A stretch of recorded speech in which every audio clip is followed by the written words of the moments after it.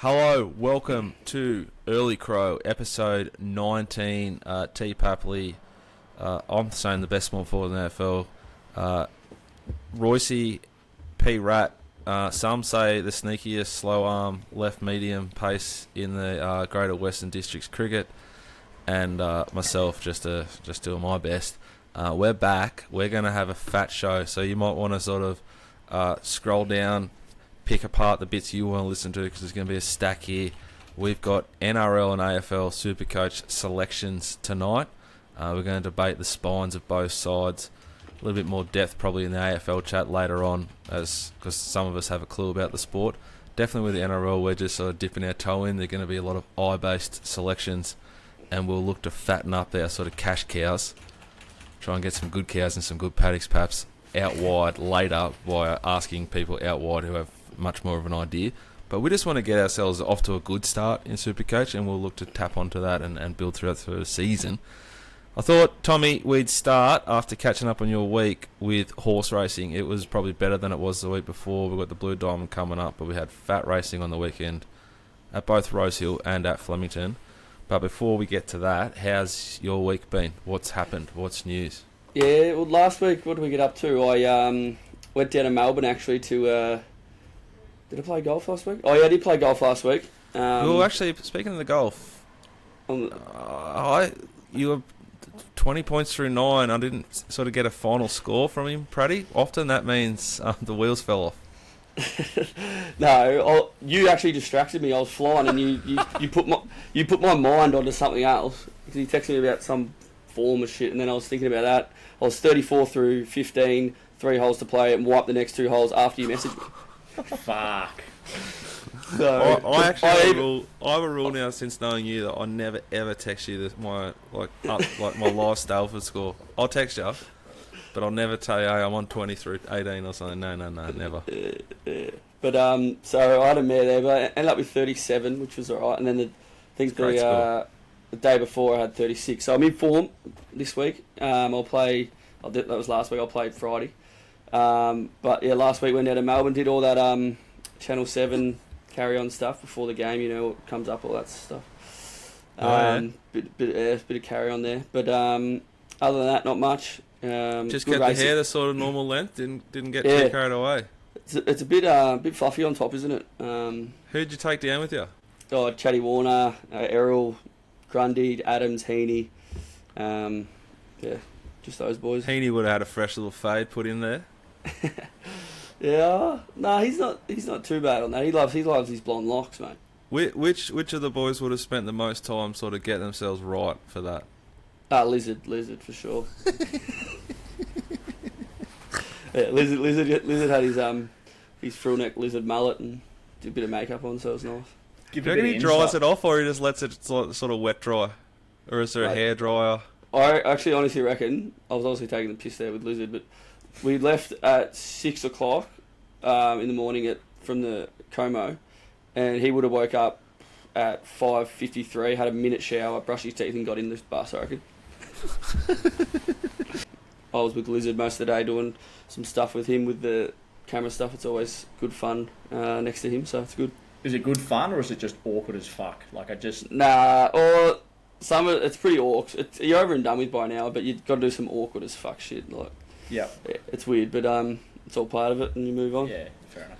Did you were you able to confirm, get him to sign on the dotted line, the 7-Eleven picks back?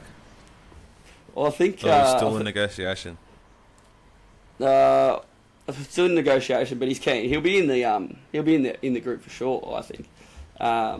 But he did text me the other day. Actually, we betting responsibly on the NRL again this year, so we might be back on, which is nice. That warms my heart.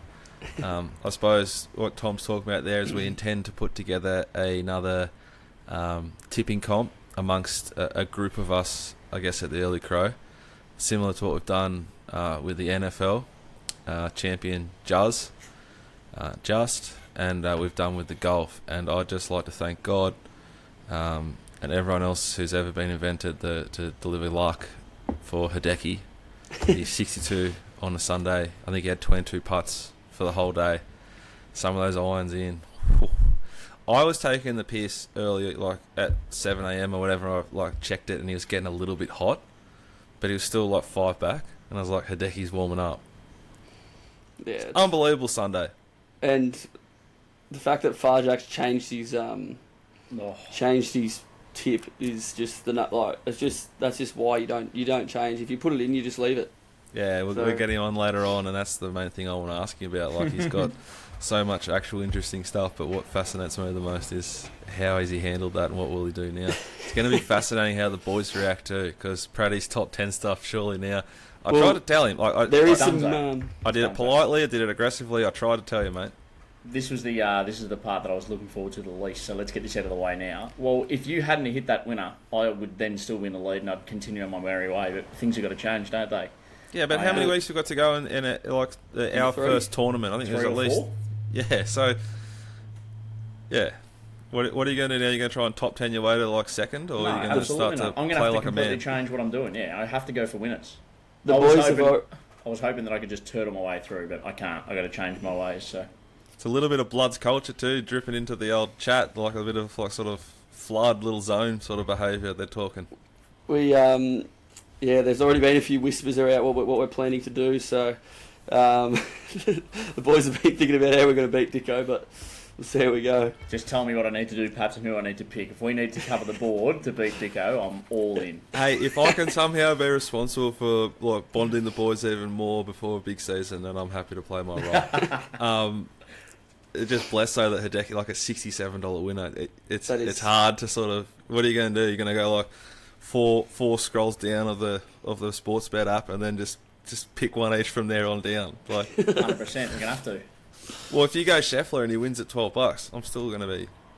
I'm aware. Cruising. We're going to have to work something out anyway.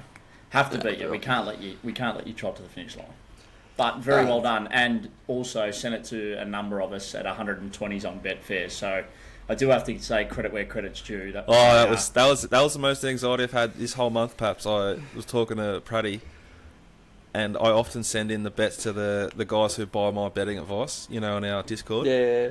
But every now I don't remember if I do or I didn't, and I was like, oh my fucking god! Imagine if I haven't sent this one. Yeah. But thank fuck we did. That's good. How's everything else going? Body sweet, pre-season still cherry ripe. Happy as? Yeah, we got our first practice match against opposition this Thursday. So got the Giants, which is nice. It's always handy not having to play against yourself, so you sort of bump it up a little bit more. You've still got a little bit of a handbrake on, but it's now looking forward to it. Just down across from the SCG, so it should be good fun. And then we go next week into the Lions on the that's on the TV, that one. So looking forward to it. It's right in the thick of things now. Question for you, Paps. You reckon the blokes who have played at Sydney are most looking forward to it, or do you reckon your new recruits are the ones that are itching to get out and pull the jumper on for the first time properly, and albeit not in a season game, in a practice game, but who do you reckon's itching for it more, blokes like yourself or the Grundys and Adams who have been at it? Yeah, I reckon probably those boys. I suppose everyone's sort of itching for it. We're obviously all sick for it, so just to compete against opposition and stuff like that. So it's good, but yeah, I'm sure those boys will be pumped to get out there in a new jumper and just start a new chapter of their careers, and I'm sure they're going to do a really good job as well. Yeah, awesome. Let's talk ponies. Friend of the show, J-Mac, sat on to the eye. He wasn't lucky enough to sit on Winks, I don't think, but to the eye at that track, the closest I've seen in recent memory to a Winks-like performance, especially first up, fangirl, Paps.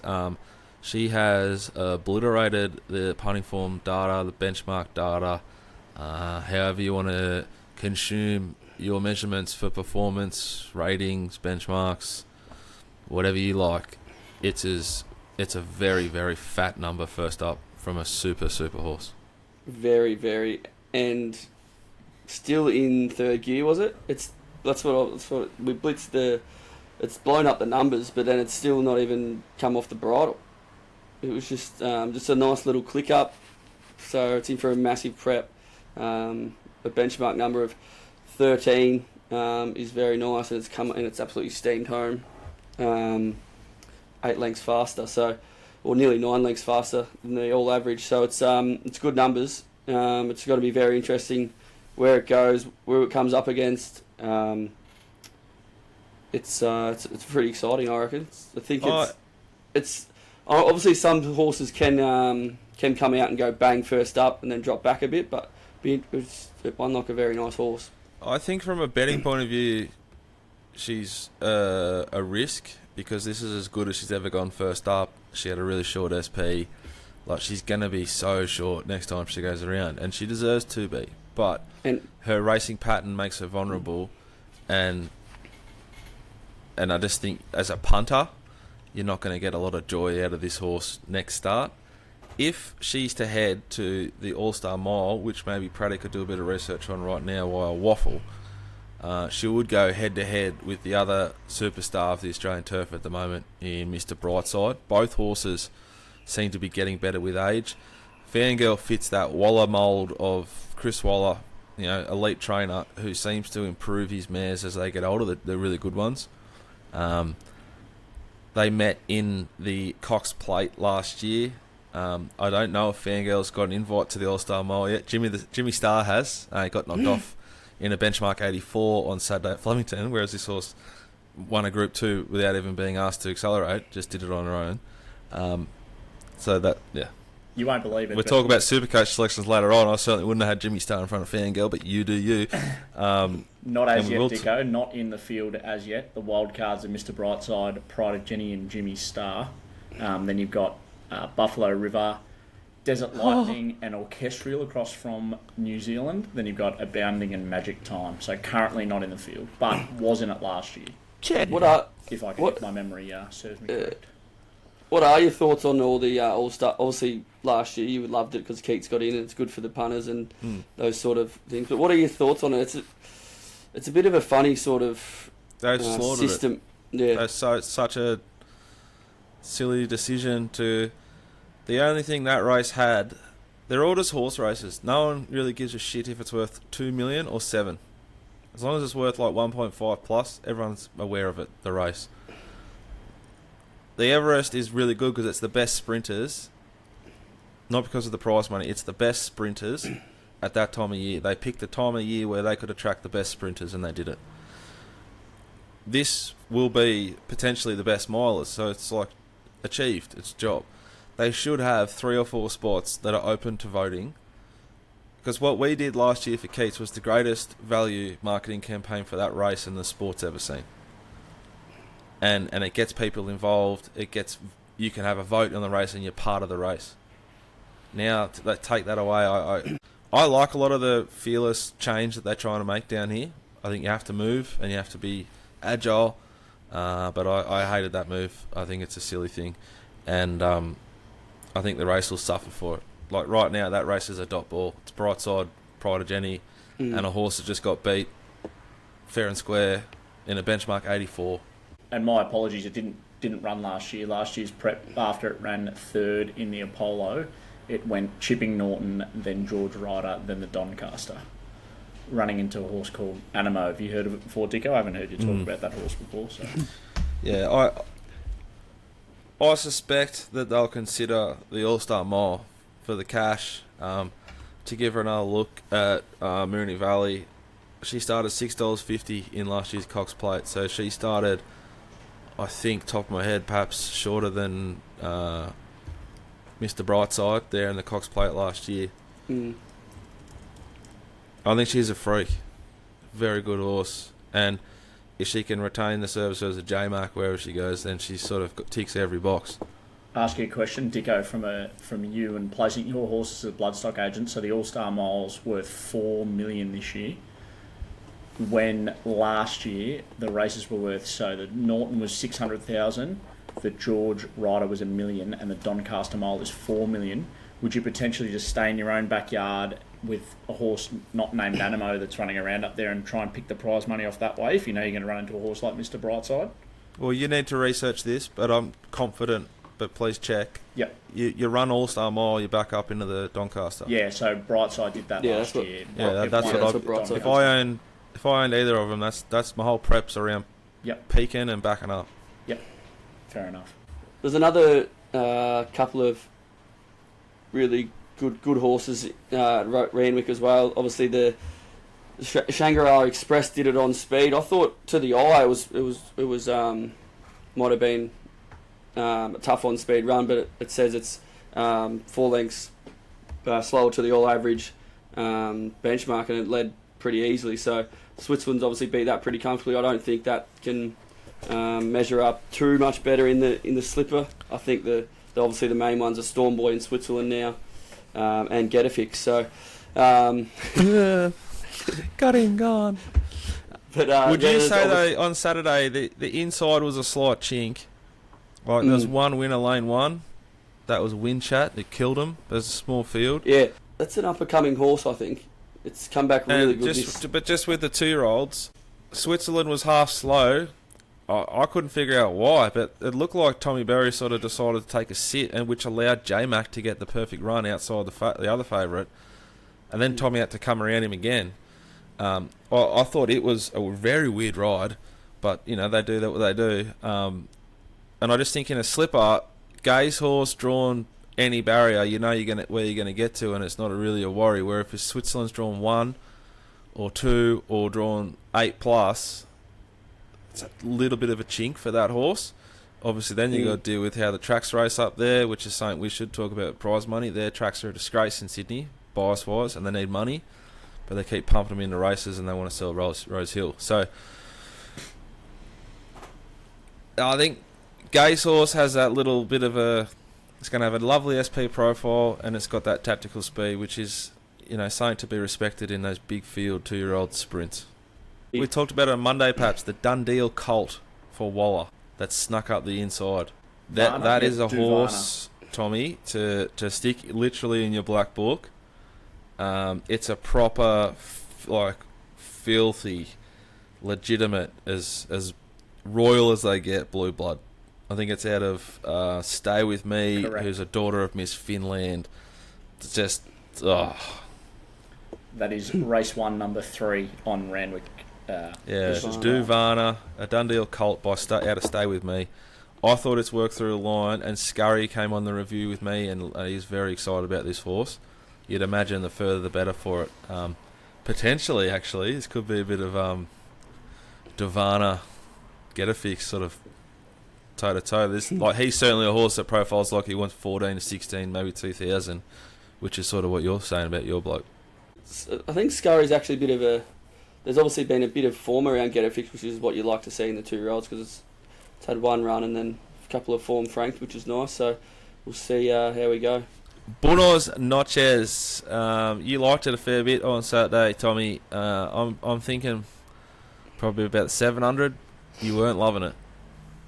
No, I think as soon as it went back, it about 800 when he did his second snick on it and just said no, don't go. Can you go a little bit slower, please, again? Yeah, it's I actually had it. I can't really remember where I had it. I reckon I even had it 1-1 maybe. Obviously Nash is very good out of the gates as well, so I was expecting a bit of intent from him as well. But when he went back to last, I actually backed King of Sparta because I drifted out to around that. What was it, about the $4 mark, I reckon, which was handy. But then my confidence even went up when Buenos Noches was back last. I was like, geez, I'm in front here. And then obviously the runaway leader went out hard, ahead of the pack. I don't even think they went too hard, but it really set up for King of Sparta just to chase it down. So, but it was an interesting ride, and it's obviously like it's all these. What do the owners want? What do the jockeys want? What do the trainers want? Do you reckon Nash texts Willow? Yeah, that's what I'm saying. Thanks, mate. I appreciate it. Yeah, that's what I mean. Like, was Nash asked to do that? Because obviously with Jimmy Starr, you got to listen to the owners, what they want, what the trainers want. So it's an interesting one. But I just don't. If Jimmy Starr won today, Kieran Maher, who I love and adore and respect, but he literally said in the same virtual sentence, the good riders, you let them do what they need to do. They read races and they do what they want to do. But like the how vague that is highlights the ridiculousness of their complaint. about the tactics which Craig used in the race. They are of the mindset that he had absolutely every intention of leading. I think he didn't. But it's like with Nash, I know this. So like we've got Mark Zahar riding one tomorrow for us, Lazy Susan, in race 2. And we've got Rose Hammond riding one for us in race 4. So she's a 3 kilo claiming apprentice. Rose will be given very like direct dot point instructions how to ride the horse. Mark won't be given anything. Because you're wasting your time. Because Mark is a great rider who knows what to do. And that's how it works. If Jimmy Star had have won, would they complain? If Jimmy the Star, like it's ridiculous. It's utterly ridiculous. Then you get their clock back, perhaps, and he didn't even go quick. They went slow for the class, and it's a benchmark 84. You think this horse is a all-star mile horse? That's a Group 1, really. So he's going to be going quicker than that, settling last in the all-star mile. I thought it was poor the way they rolled the boots into him post-race straight away without the backing of numbers, particularly when they're a database stable. I think there's just a narrative thirst in racing media at the moment where they just latch onto that shit and they just fucking pound it in the ground like they did with Gig Kick and Willow. And to the younger people out there who seem to think it's a piece of relevance that Craig admitted he was at fault, you go and find me a time where Craig finished a race and blamed the trainer or the horse or the owners. He's a diplomat and a politician. What he says is not of like relevance to your case here. Like, just going to say, "Oh, sorry, guys," you know. I thought it was fucked. What do you think? Yeah, it's a tough one. I think. I don't know. It could be. It's hard if he wins, but I just think because of the tempo it went at, and they're talking about if it's good, it should just be winning like that anyway. That's exactly right.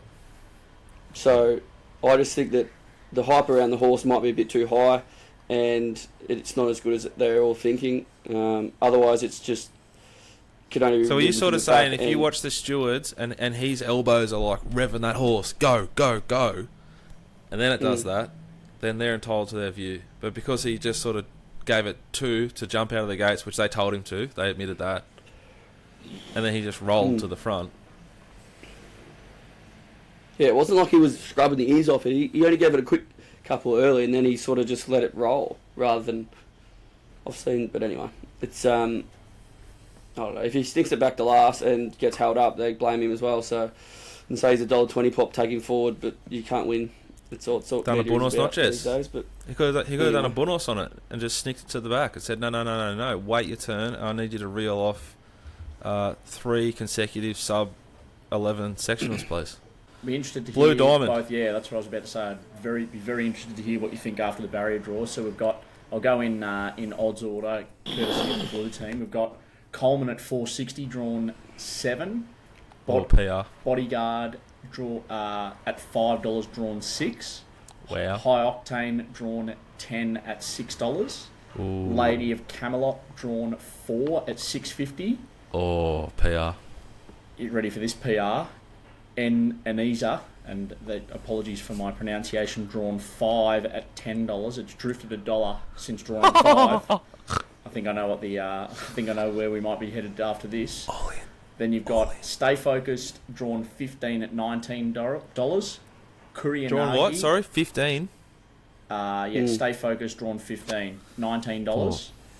Kuriyanagi, drawn 2 at $19. Hayasugi, drawn 11 at $21. And Matisse, drawn 1 at $21, and then longer the rest. All right, I'm done. I already know what I'm doing. Do you want me to go first? Can I predict what you're going to say first? It is literally chips in and Xena. I want to have sale bet in 5 units. Gamble responsibly. You do you. Call the number or visit the website if you need to.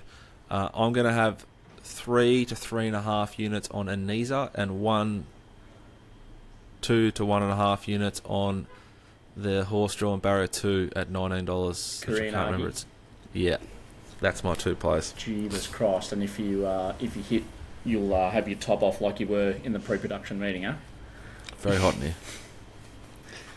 Sort of mucking around perhaps with the old the Ping Mundy and the Scotty Cameron at the moment. Really? I'm having like putting competitions between them, like I'm back to being like 14, you know? Well, Whoever wins gets to go in the bag. Busy must Anyway, be. back to the Blue very Diamond. Busy, very busy. The number that so you talk about that race where Anisa ran against Coleman. Obviously, Coleman got the run of the race, goes forward, slides forward.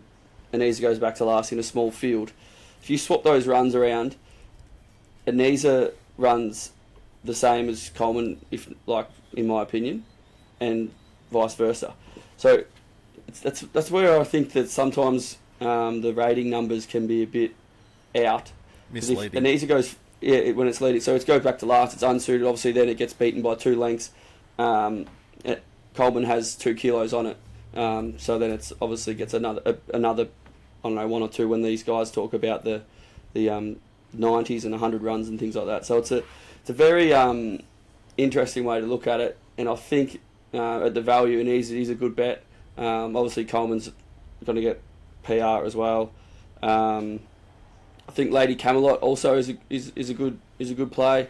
Gay Waterhouse is obviously flying, so you can't really knock off them. So I'd be leaning towards Anisa and Lady of Camelot. How's Anisa and that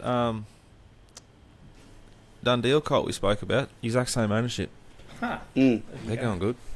Fuck, that's unbelievable. High octane as well. What barrier was that? High octane drew barrier 8 with Shin on board.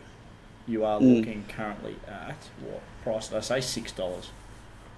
Yeah, it's sorry, barrier 10. Yeah, I think because obviously they had a quieter run last start in behind them, luckless. So, and Anisa went back to last. Did they go back to last because they're saving for the Blue Diamond and things like that? They don't want a hard run first up. So it's going to be a good race. Yeah, it's going to be a rip. They said a lot of things. What are Dicko Caulfield 1200 metres? No issues with sitting 3 wide. Rail true, I'm assuming.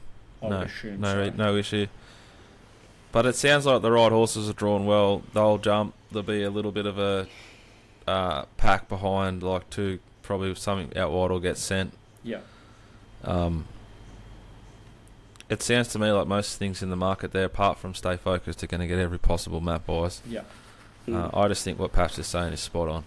They came home in identical sectionals last start, and Coleman was just like travelling with not turning as viciously as Anisa was. Like they went 10.96, 10.88, 11.24, identical. So yeah, I think at the price, this could be a big bet for me. And I think to what you usually say as well, you've got a $2.40 last 2 start SPs, and now you're getting, what did I say, $10. Fascinating for prices and form analysts like us out there. Even what way the market goes here, I can't wait to watch the market and then watch the race. I think, Anisa and the Clark and Horse drawn barrier 2 are the 2 that seem to me to be really big fat prices early in this year's Blue Diamond. Let's talk NRL Supercoach. We've created a league. We thought we needed 12 spots. We've filled that up. You guys love your Hug the League, and God bless you.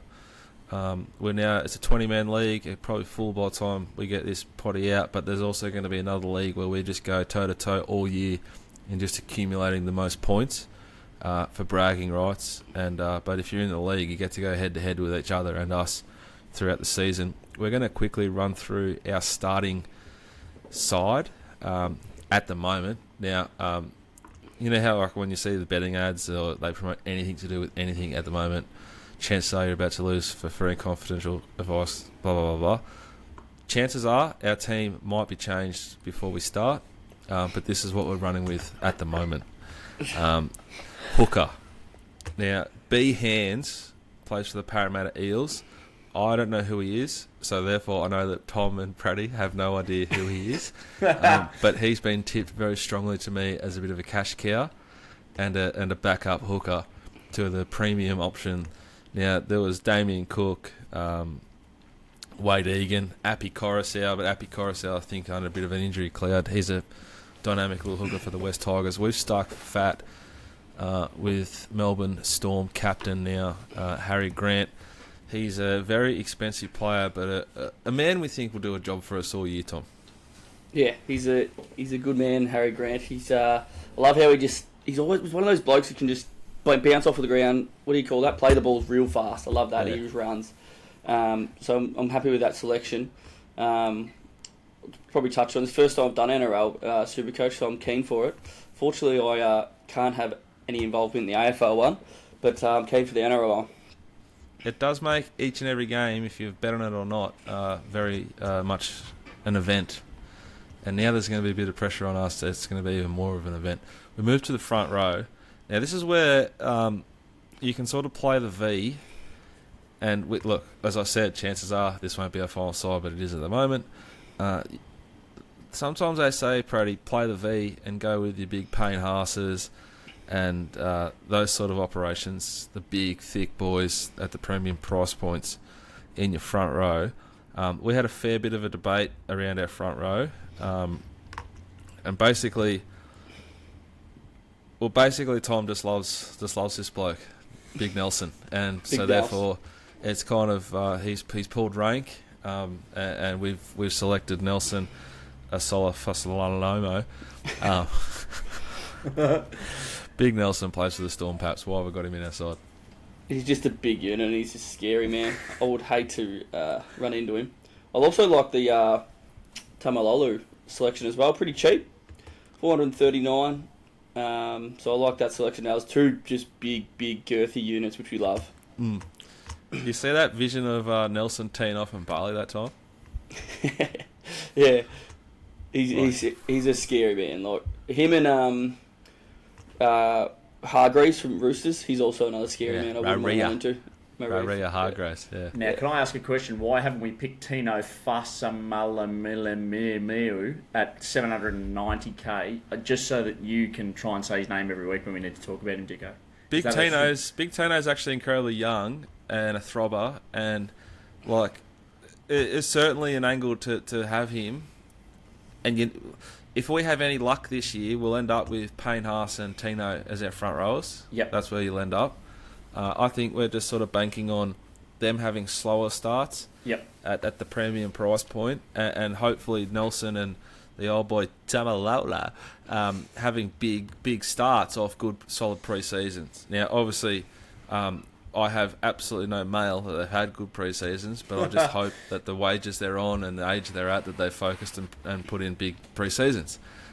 If that's the case, well, we might be able to get big old Nelson up to sort of 580, 600K, and then we can look to, downgrade another cash cow from another spot, and then sell Nelson and bring in Payne Haas. That's the sort of play we're looking to execute, in 5 to 6 weeks' time once the season kicks off.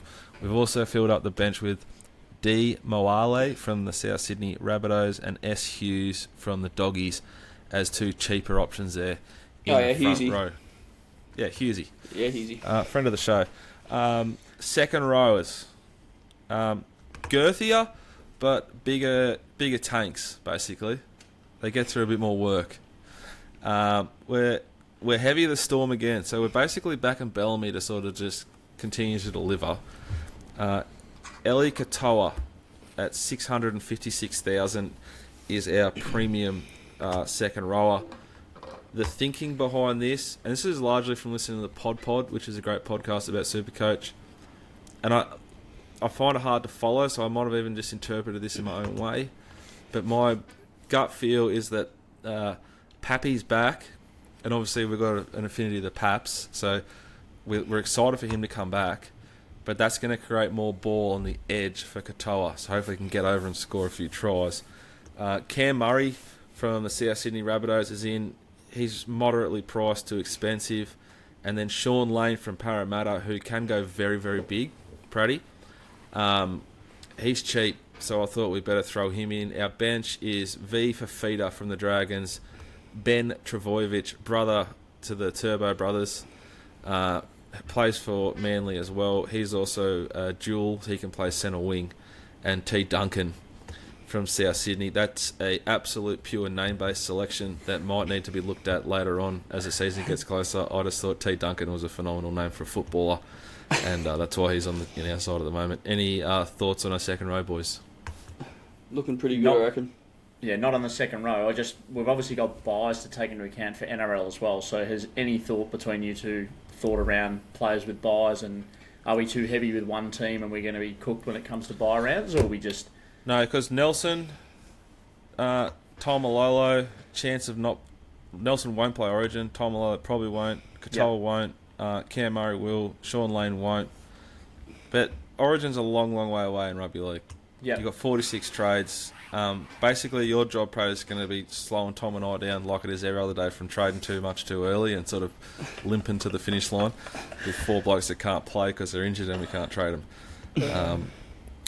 But the Origin angle does fit in a little bit to our halfback selection. So we have absolutely stacked here. We have gone all in. It's a very interesting way to go about it, if I'm honest. So in NRL Supercoach, 4 bench players per week count towards your total. Yeah. So you can stack in the halfback, or you can stack anywhere if you needed to or wanted to. We've gone for Nathan Cleary, the current king god of NRL. What a grand final that was! What a second half. And Nicho Hynes from the Sharks with the wettest hair in rugby league. He scored a shit ton of points the last 2 years in a row. I think he probably gets better with another pre-season, and he was one of the great denusterings of all time, what Freddie Fittler did to him in State of Origin last year, and it sort of derailed him. I'd say State of Origin's just not even on the radar, hopefully, so we keep him through that period. But they both play for New South Wales, and they're both halfbacks, so be up to, I think it's Madge Maguire, who won a premiership, coached a premiership at South. I think he's coaching Origin this year. I'm not sure, but that's our halfback. What do you think? That's our halfback setup. Are you two happy enough with the aggressive stack there? Yeah, I like it. A little bit like getting Buddy and Tippett back in the day. We obviously I'm a rookie on the Supercoach, so I actually didn't know that you could have 4 players on the bench. So I actually like that play from us. Obviously 2 of the best in the game. Love Nathan Cleary. He's just clutch as they come. And Nicho Hynes is a really good option if he doesn't play Origin. So like that. On to the 5'8s. And both goal kickers as well, which I thought was another tick.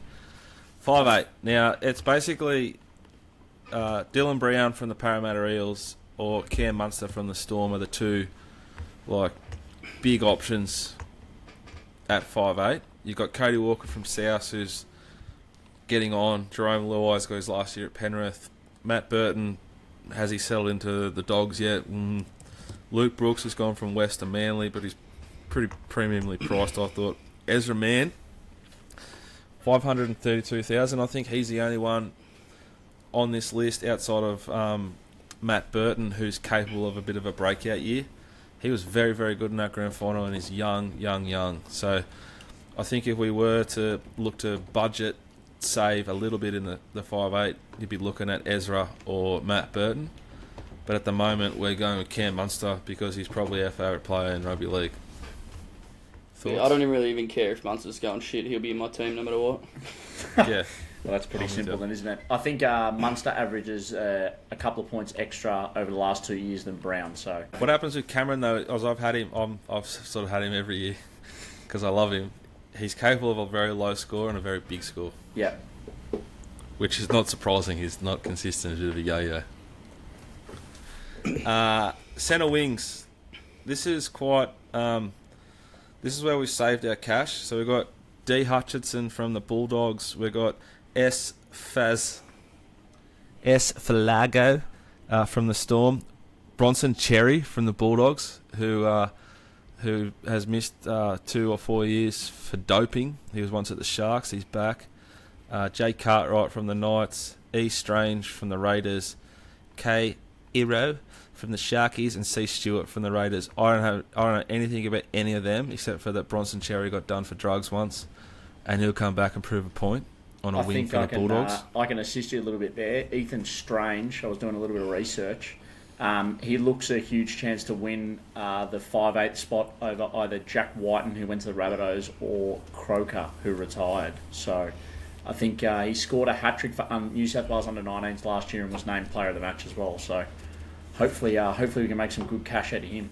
Yeah, so he's a centre back. He's a dual, so he can go in a 5'8" too if we wanted. Yeah, I'm going to be honest. Never heard of any of them. So neither. That's why I googled his name, perhaps.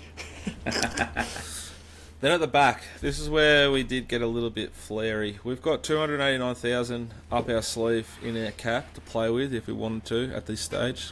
Fullbacks are a very important role in Supercoach. They score a ton of points. The most owned player at fullback is Keogh Weeks, who we've got on as a 5'8". He's a cash cow. Stewart, we've got on as a cash cow, and Uro, we've got him as a cash cow on a wing. The proper ones, Kalen Ponga's the most owned and the most expensive. So he had a massive season last year. He's a man that suffers a little bit from head knocks, not from head noise. He looks like he's a complete alpha that just orbits his own son, to be honest. Then there's Drinkwater, there's Tom Travojevic, there's Reece Walsh, but Paps sort of pulled rank here, and I really like where his head's at. And who have we gone with, Tom? I've gone with Latrell Mitt. There was some thought around Turbo, but I sort of put my foot down there, saying injury prone. Although he's a great player, he does have the tendency to get injured, unfortunately. But going with Latrell, I heard he wasn't enjoying it as much last year, and he's really turned the corner this year. Had a big pre-season. Listened to an interview there, so he's really keen to bounce back this year. So I really like that from Latrell. I think he can really make an impact at the South there this year, have a massive year. And then we've gone with Pappenhausen, back from injury, and is just a gun. And love watching him play. And he's also named Paps, so that's us. It's a tick. It's a big tick. We are very storm heavy. And as I said, chances are this won't be our complete final side. But that's how we're starting our 2024 inaugural Early Crow Supercoach team for the NRL season. If you want to take us on, we want it. If you want some, come get some. Hit the link, find the code, get involved. Each and every weekend, it's us versus you, and we can't wait. Stay tuned. Up next, PharJack. A very scary man, but actually quite articulate. A phenomenal chat with Phar. We talk all things UFC 298, P-Rat. Yep, correct. We get some grouse little tit-tat stories about why you can't bet on the UFC anymore if you're actually a fighter. And we talk ponies. It's a great chat. I hope you enjoy it. Alright guys, we're back. Part 2 of a monster episode of Early Crow. We're joined by UFC guru, proper fighter, a man returning from his injury, and we're going to catch up on that after we get through what was an interesting card. Matty Punts joins us too. UFC 298, PharJack. Welcome back to the Early Crow, my man. Good to be back. I've been missing it actually. Haven't come on with any big brainstorming calls like I did last time I came on, and I know I'm going to cop a little bit of rubbish from you, and I'm sure top 20 Pratty for the Hideki call, but life goes on. We'll get to that later on. Fuck yourself, Phar. Yeah, we're not going to roll over that yet. We'll get back to that. UFC 298. Also, Punts, his first episode, it was Giga Kick like $1.90 versus Imperatrice, bigger price, and he was just so horny for Imperatrice, and then she went on to become the greatest sprinting mare we've seen in the last 7 years. So, full credit to Phar. We'll talk ponies after this. Let's talk Volkanovski. He's lost 3 straight now. You were going to do a camp, but you couldn't do the camp. I watched it. Like you know, though, I'm very new. I've only got into it through you. He looked to me like he was punching him right in the head nicely and sort of in control early. Yeah, that was whenever I had to do any kind of media or analysis of that fight, it was always that the big chance for Tapuria was going to be to put someone to sleep with his hands, because he's just shown time and time again that he can do it. Like Tapuria's first fight in the UFC, he got beat up for 2.5 rounds and then just slept the guy one big shot. The thing that I didn't expect from Tapuria that he showed was just every single exchange and every single time that they went into the distance with each other, he looked as comfortable against Volkanovski, who's maybe the best featherweight of all time. He looked as comfortable and composed in there as he would against, I imagine, him sparring amateurs in the gym. He just, like, inside the pocket, his head movement, his ability to get his feet moving and get underneath Volk's punches was just incredible to watch. Obviously, Volk was doing really well. Volk had a bit of a game plan. I could see what he was trying to do with his kicks and that sort of stuff. But you can only afford to make one mistake, and that's what happened. Punts, what do you say? Yeah, well, firstly, like, did you notice the odds were almost to pick 'em? Yeah, they had it nearly $1.90 a piece, didn't they? I know. And, like, all the Volk's fights, like, he's, $1.15, $1.20 head up, you know. So I thought it was sus going into it, and yeah, I thought Tapuria looked really comfortable, and yeah, I back Volk, so. So it's a little bit like the anthem. You saw the writing on the wall, Yeah. and because it looked so obvious to you, you went against the writing on the wall and lost. Yeah. Yes. It was interesting. I was speaking to one of the largest punters on UFC by volume in the world the other day, and he was telling me that his two top indicators of success in the lower weight classes are forward pressure and leg kicks. He said that's why he loves backing me, but he said Tapuria doesn't throw a lot of high kicks, but he throws really good leg kicks, and his forward pressure is immense. So I imagine if that's kind of what his algorithm is working off, then that's what a lot of the bookies would be working off. And Yeah. you know, it's when you get into those really high level exchanges like those two were having, it is kind of a pick 'em, and that's what ended up happening, wasn't it? Yeah. Where do you think it leaves Volkanovski now? It's hard to say. Look, he's just been so good, and you know, even like we said, he was looking good up until he wasn't. But he's I don't think he's lost 3 on the trot. I think he's lost 3 out of his last 4, because he lost to Islam, then he beat. He hasn't lost 3 on the trot. Sorry, yeah, he lost to Islam, then he beat Yair, then he lost to Islam again, and then he lost to Ilya just then. Sorry. And that first loss is pretty controversial. Yeah, well, that's it. Both of them, out of the 3 losses, 2 of them have big asterisks next to them. Because you've got the first one that he lost where most people think he won. Yeah. And then you've got the second one, which he was on 7 days' notice. He was down here at the All-Star Mile with me. He was at the Valley with you and me, Dicko. Yeah. What was it? It wasn't the All-Star Mile. What was it? Whatever it was, he was down here, and he was in Melbourne having a big one. So, yeah, look, I think what's next for Volk is just to take a little bit of time off to, rest the head, rest the body, and decide how he wants to come back, whether that be in Spain for an immediate rematch or whether he wants to fight someone else. Because I still think he beats the majority of that top 10 quite easily. Is that I'm definitely a UFC rookie. Is a 30-fight career just outrageous in that weight division, or is he's done a lot of stuff that a lot of blokes don't get to do? Hey. Yeah, for sure. Well, here's a stat for you. In title fights underneath light heavyweight, fighters over 35 are 17-1. 1-17, sorry. 1 win, 17 losses. So once you hit 35 and you go under light heavyweight, only one person has ever won the belt. So it's just. And what do you think's the thing that goes? Like, life is, you got more you got more kids, or you're more distracted, or your eyes go, you're a bit slower. Yeah, I think it's your eyes and your speed. Physiologically, your eyes. I think that's the first thing that goes.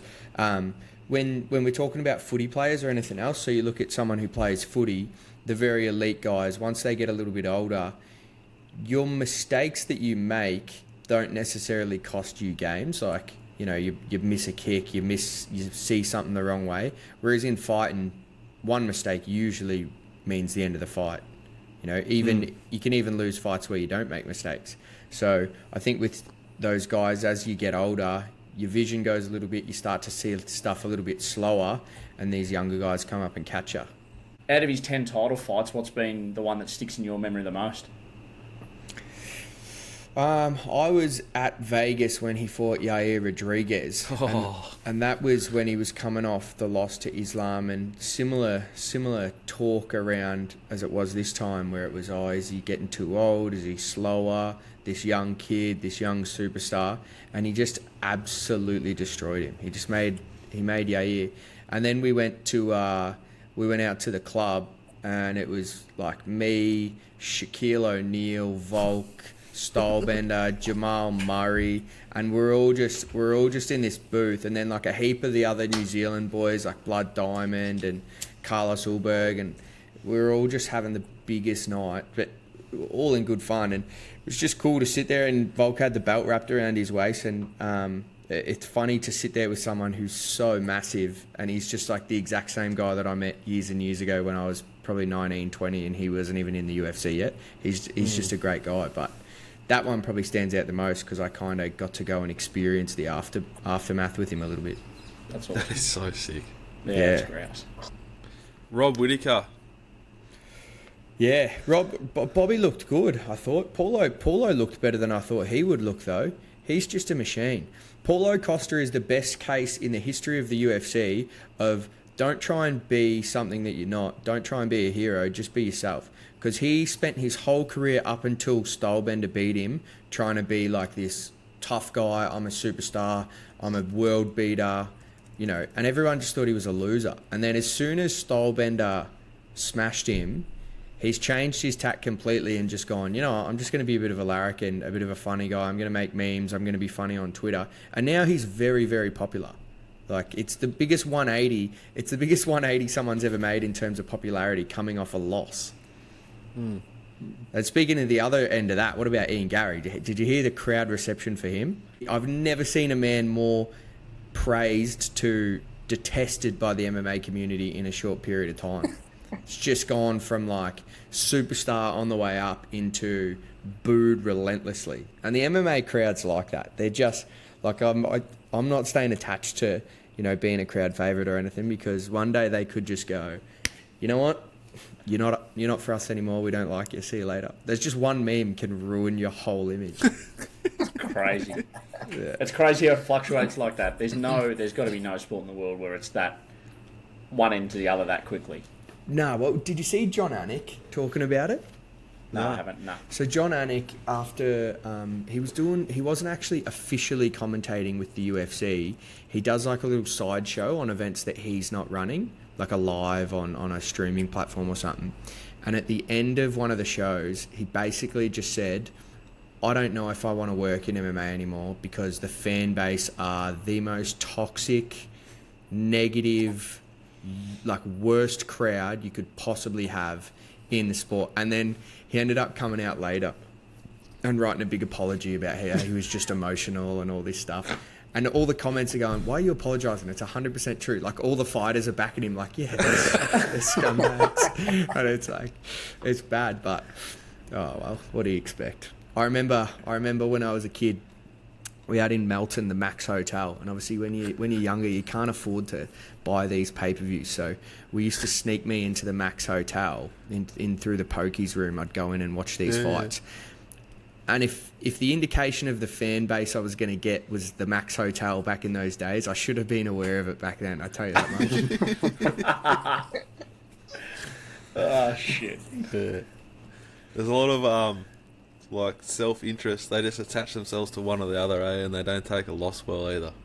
Yeah, 100%. I remember like when Anthony Mundine fought Danny Green, it was like 3/4 of the country was Danny Green. And I was always Anthony Mundine because he was near the Shire where I grew up, and I was going for a run one day, Punts, like 16-year-old, along the beach, and he was there, and we sort of stopped, and he talked to me for 10 minutes. So I was just like, that's awesome. Life. He was so genuine and interested, asking me more questions than him. So I was like on his team, and I watched that fight. The same sort of story. I don't think we were 18, Might have been, but we went to a pub. We were the youngest people there. There was about 15 of my mates to play footy with, and I was the only one going for chalk. And after the fight, like there's just like you had to keep your head down, just get out. Yeah.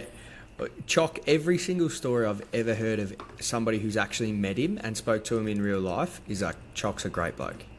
I reckon I would have done an 8K run, and I was just finished. I went and did it again. He was so like, yeah, he just got you going. Two sport athlete. If you know what you want, go and do it. He was a like phenom in rugby league, man. Yeah, he was so good. That's unbelievable. What about? Did you just know? Remember the last time they fought when it was a bit of a like they were both pretty old. They were both past it, but they did like the one more fight.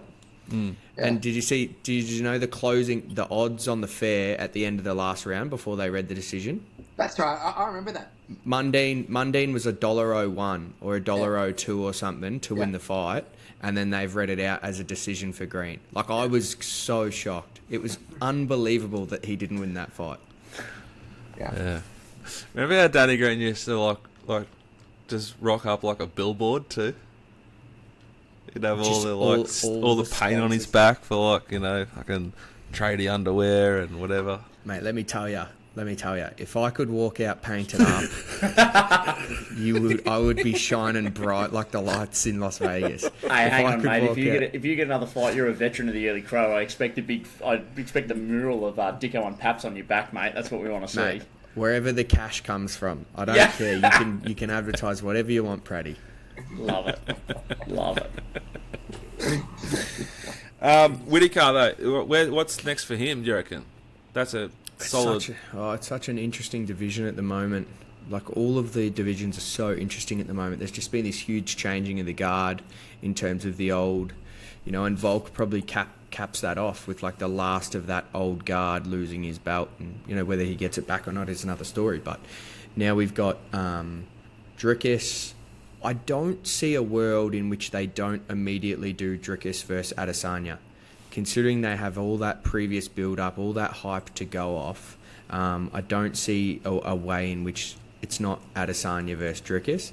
But if it's not Adesanya versus Drickus, then it's got to be Whittaker versus Drickus, I think.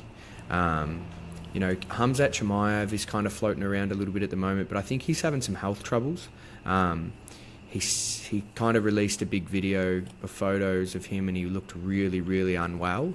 And then he's allegedly turned down a couple of fights since then, including a title fight with Leon Edwards. So that makes me think that he's got something else, maybe a little bit deeper going on with his health that he needs to remedy before he comes back. So I think that leaves the middleweight division as Drickus versus Adesanya, which is bad news for Whittaker, obviously. Or if Adesanya says no, then it's got to be Whittaker versus Drickus. Sliding doors. What about you? What's next? Everything's ticking over okay? Yeah. Well, I'm sparring really, really well. I'm moving really well. My strength and conditioning program's going really well. It's just, same conversation we probably had last time after I hurt my elbow, was that it's just trying not to get caught in that positive feedback loop where you just keep wanting more and more and more and more. You train well, you feel good, so you want to train more to feel better, and you just get caught going more and more. So I've just got a really strict program at the moment, which stops me from overtraining, which is actually like probably my biggest problem is overtraining.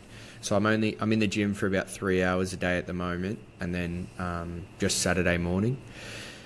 And I'm hoping to get a fight sort of April or May, but the UFC they're so busy booking 300 and everything. They're kind of just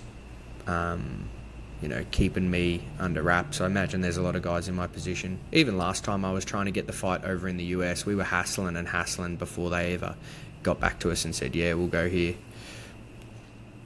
So I'm just keeping the head down. I really want to fight Nate Landhewer. I've said it about a fucking 150 times. He's a good fight for me. We'd make a really interesting fight. We're both going to stand and scrap. We're not going to try and grapple or lean on each other or wrestle or anything like that. So it makes sense for us to fight, but if I don't get that one this time, there's so many guys that make interesting fights for me, and I'm just interested in getting back in there and making some money. Cool. Well, we stay tuned to find out. I can't wait. I hope it's in Australia, to be honest. Is there any chance of that? There's chat they're going to do another 2 shows here this year. It was funny, I was talking to my coach the other day and I said there was this rumour about they were going to go back to Perth in July, and he said, oh, well, they've got to do Sydney because they've got that contract, which is true. And I said, yeah, I hope they just do 2. I don't want to go to Sydney again. I said, I didn't like Sydney. You know, the atmosphere wasn't as good as Perth. I didn't like the team they had running the event wasn't as good as Perth in terms of internally. Things weren't as smooth or anything. And I kind of gave all my reasons, and we got to the end and he kind of looks at me and goes, oh, maybe your judgment's just a bit clouded by the result there. I'm like, fuck off, mate. But yeah, so I hope they do Perth in July, but I really want to fight before that. If I don't fight until July, that'll be nearly 10 months out of the game, which is longer than I have ever spent not fighting since I turned pro. Punts, you got any questions about the UFC? What do you think of the UFC 300 card that they've talked about for 2 months? The card is sick. The card is stacked, but the main event... Yeah, I know. The main event is so boring. It's just, it doesn't... There's no storyline behind it. Like, there's no build-up, no history, no nothing. Pereira is not the excitement machine at 205 that he is at 185. Jamal Hill is very good, but he's coming off a massive break, and it's hard to see whether he's going to be fit or not. So that main event, get rid of it. Get rid of it. I could do without it. Leave it. Just leave the main event as Gagey versus Holloway, and if you want it, whatever, just put up something like winner wins $10 million. Like the BMF belt now comes with a $5 million bonus or something. Make it exciting in that way instead of just trying to slam this one down our throat, which nobody asked for. Literally, it was like nobody asked for that fight. No. In Rob's fight, like I did something un-Australian and backed Costa. Like Did you back a winner on Sunday? No, bad day. It was $3 Costa. I always thought it was close to a pick 'em, but anyway, like as soon as Rob comes out and starts like banging his chest, I'm like, fuck this. Like, the first round went for another 10 seconds. Like he copped a good one in the head there. That kick. That spinning heel kick. Yeah. Do you know what? I would have advised you against backing against Whittaker. So I was, obviously when Whittaker fought Drickus, I was in Vegas there. And Dicko knows I like doing my yard work for the horses. I like trying to watch horses, and, you know, whether I know or not, I like to think I know. But with blokes, and especially blokes who you've seen a lot, I reckon you can tell I really think the correlation from watching horses to watching like fighters or footballs is like this. It's the same thing. It's the same. So I said to my brother, when we're in Vegas, when I saw photos of Rob, I said, in horse racing terms, I would have said he looks overworked and he looks skinny in behind. Like he looked. You want to know the horse racing term for that? Hunted. What? Hunted. Yeah. So he looked. He didn't look full and ripped and ready. He looked like he was overworked in that before that Drickus fight, and that is like maybe an indication he was carrying an injury. So instead of getting more work in, he was just eating less rather than more work, more food. He was eating less. And then when Whittaker came out for this one, I thought the absolute opposite. I thought he looked as good in the lead up and all the posts he was putting up. He looked as good as he's ever looked in terms of like physicality. He looked big, he looked full, he looked ripped. He looked like he was like absolutely ready to launch. Yeah, no, I agree. As soon as I saw him on Sunday, I'm like, fuck, he's on, you know? Yeah. Yeah. Phar, have you seen, just to get into the mindset of Matty Punts, have you seen the video that we popped up on our Instagram of Punts recording the over-under on the Super Bowl, the national anthem, and just the way he operates? He had about 23 props for the Super Bowl, and 5 of them were like decided by the time that the ball was caught off the kickoff. Really? Like that's anthem length, what they'd call on the coin toss, what the coin toss would land, who would want to receive. They reckon I watched something today about they might start restricting a little bit more of that punting. Like, did you see the market movement on the Gatorade being purple? Have you seen that stuff? Like, that's no, crazy. I didn't see that. It was 7. The Gatorade was 7-1 for it to be purple.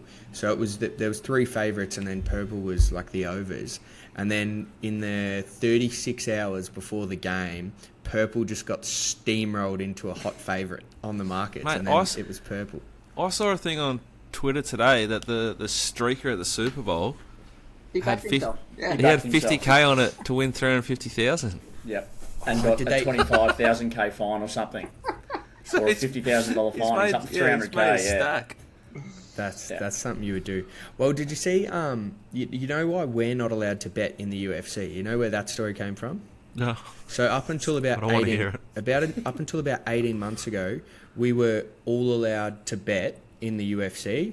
I could feasibly bet on myself, right? So I could say 100 grand on me to win, and that was normal. Like Floyd Mayweather's done it heaps. Like in boxing, he'll just say I'm betting $1 million on myself as well as my purse and all this sort of stuff. But particularly, I could bet on the UFC just in any way I wanted, as long as I wasn't, betting against myself.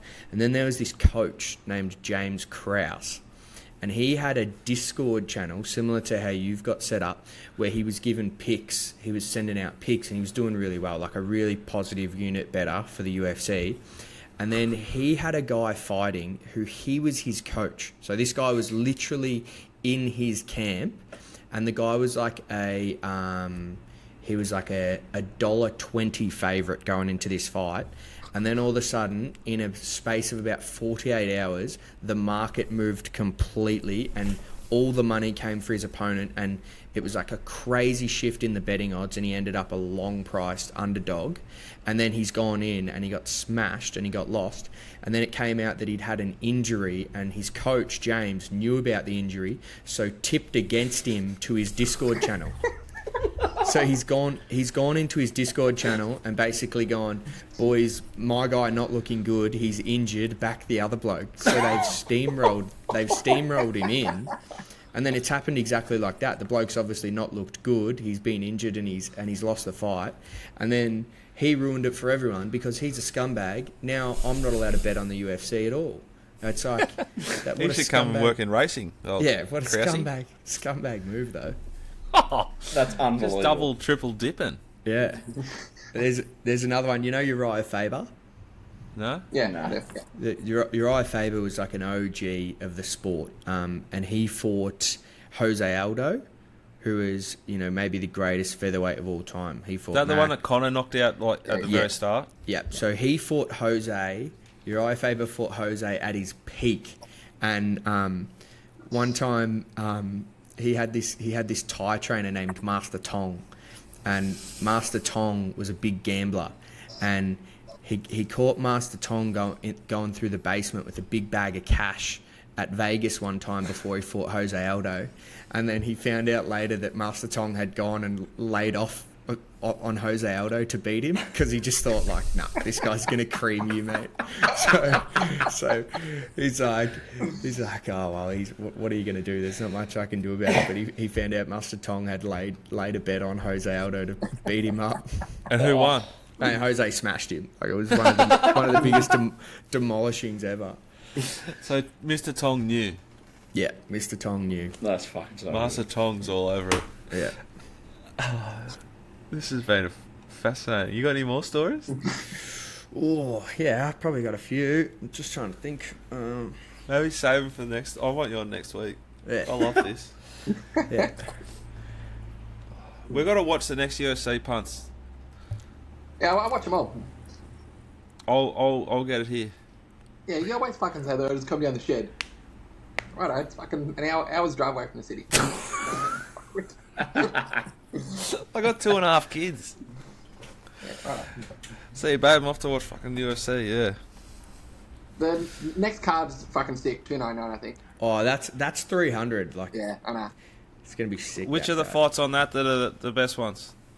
Yeah, Versus versus Benoit Saint Denis, which is an interesting fight. Not much to gain and everything to lose for Dustin, unfortunately. Yeah. So you got the headline is Sean O'Malley versus Cheeto Vera. So that's Sean O'Malley trying to avenge his only loss, and it's just like in terms of building a fight, it's the best fight because you've got Cheeto, the classic martial artist, who's a very quiet, rough guy, really nice guy, but like rough guy, rough around the edges, not good at speaking to the media particularly, doesn't like it, he just likes to fight, versus the flashiest, biggest superstar probably in the game at the moment, Sean O'Malley, and Sean's the champ, and this is avenging his only loss. Then you got Dustin versus Benoit Saint Denis.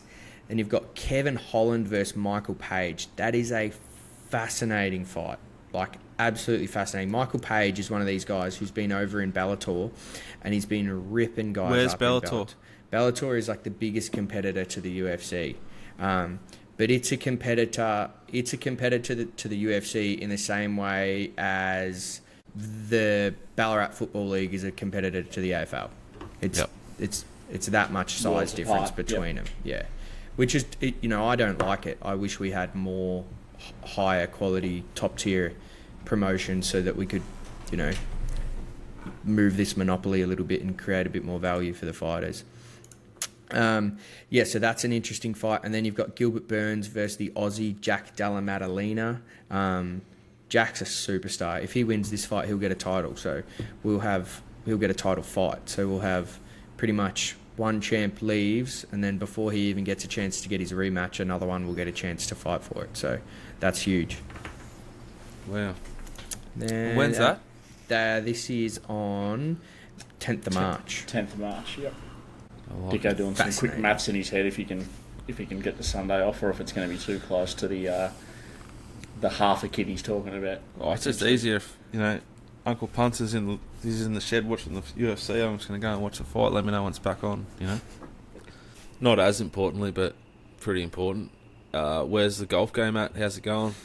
Yeah, really good. Down to 18 flat handicap now, and want to get down to under 10 by the end of the year. So going pretty well at the moment. I've got to get you boys back out, actually. Give you another fucking towel up around the old course or something. You do have a very relaxed attitude towards golf, though, compared to, overtraining. You don't look like you dwell on, like blokes can get lost in swing thoughts. You don't look like that to me. Nah. Well, it's like if I started taking golf seriously, I'd stop enjoying it. And if I started treating it like I treat fighting, but I suppose it's different. Like any competitiveness I need to get out of my system, I get train twice a day and I can do it. And I usually golf on Friday mornings, and I always use it as I get up and try and play a round of golf really early, and then I come home and I have a nap before sparring. So if I'm out on the golf course and I'm getting myself fired up, and then I'm using all those juices that I'm supposed to be using for sparring, that's a bit of a negative impact. So I just try and keep it nice and relaxed, as you boys saw, but I don't mind. I would say you got a little bit, certainly, wanted to win. Hey, you got antsy at you two because you didn't fucking turn up on time. That was the only time I saw. No, it was a bit antsy. I didn't mind it. Nah, that's just etiquette. That's etiquette. Paps. I was on time. I had a coffee before we hit off. Yeah, that's what I'm saying. It was Paps. Paps rocking up, having a look around. He didn't know fucking. He was real like little brother, little kid stuff that little week. Like the best was when we got not coming down. We've got on the first tee. We've all hit decent shots, didn't we? We all hit decent shots off the tee. Even Pratty with his little 5-iron off the tee. Hang on a minute. It was just before I snapped it. And we line up, and Paps is in front of this bunker, and he just goes, lets the club go, and the club flew about 30 metres into a bunker, didn't it, Pratty? And yeah, he was looking around. On a practice swing. He was and it was raining. It rained for about 2 or 3 holes, and then it was. By the end of the day, you were viciously sunburnt. Yeah, it was a great day. Got to get back out there, actually. We played 36 holes that day. Yeah, we went and got carts and went around the old, didn't we? Yeah. That is such a special golf course. Oh, we got to come back and do the old as our first course and just enjoy it. It's brilliant. Hey mate, any Tuesdays and Fridays? I'm yours. You just let me know. Done. Speaking of golf, can't have been an enjoyable Monday morning. Punts hates when I win. So he suffered on Monday morning, but the pain must have been double for you. You had him. You lost him. $67 he was. This is Hideki Matsuyama, 62 on Sunday, 22 putts. This was like, especially, and all weekend I was so chuffed with myself because he was right around the mark. We've got Cantlay. Cantlay led the whole 3 days, and then I had J Day floating around the tied for fourth, tied for fifth, and he's been playing his best golf after the cut, Jason Day. So I'm going, all right, this is perfect. I've made the best decision ever, and I'm looking at. I'll just jump in. So for those playing at home, we're in a golf tournament, which is across our social media. And the boys, there's a bunch of us in it. You have to put your selections in by about 5 p.m. on a Thursday. And Phar came in with, I think, Cantlay, someone else, and Hideki Matsuyama. And then just as it was about to get compiled into the artwork, he made a late change and subbed out Hideki, who went on to win for Jason Day. And it was, what was Hideki at? $67 or something? Yeah. And Jason Day was at 51. And I quickly jumped in. I'm like, Pratty, you got to let me change, mate. Sorry. Swap out Hideki for Jason Day. And then all weekend, like I said, so chuffed with myself and walking around going, yeah, how good's this? Like, Hideki's down the board. Like, I'm all right. And then he just started coming, and I woke up. It was Monday, and I had a few messages, and it was like, oh, Phar. Oh, no, Phar. And then somebody else said Hideki, and I just went, oh, this can't be happening. And Pratty even said to me at the time, he goes, this will come back to haunt you if Hideki wins. Yeah, but it was 4:45 you changed your selection from Hideki to J-Day. Right on cut-off, mate. Perfect. That makes you feel sick. Yeah. But I backed Riff Rocket in a big way at 10-1. Should we start talking ponies, Phar? Yep, love to. I don't know if you did, but someone did. A lot of people did. Someone backed the shit out of Imperatrice. $2 into like $1.50. Yeah, your mare. First up, last prep when you had so much lead in the pencil. 1,000 metres, the Valley. Very, very different setup. 1,000 metres down the straight. She just doesn't let you down, does she? In the sense that you always know the kind of race she's going to run based on where she's running. Like at the Valley, you can pick the ride she's going to have over 1,000 metres at the Valley or 1,200 at the Valley. You know how they're going to ride her. They're going to ride her quiet because around the bend, when she's got something to get on the back of, she's a star. But then, at Flemington, she's going to go and sit somewhere on or just off the lead and then burn them at the 350. And it's just like, she's so predictable and so honest. That's what I love about her. She's just a good horse. I thought the race shape was fascinating. The lack of intent from anyone outside Blake Shin to put pressure on her. Like, there's so many...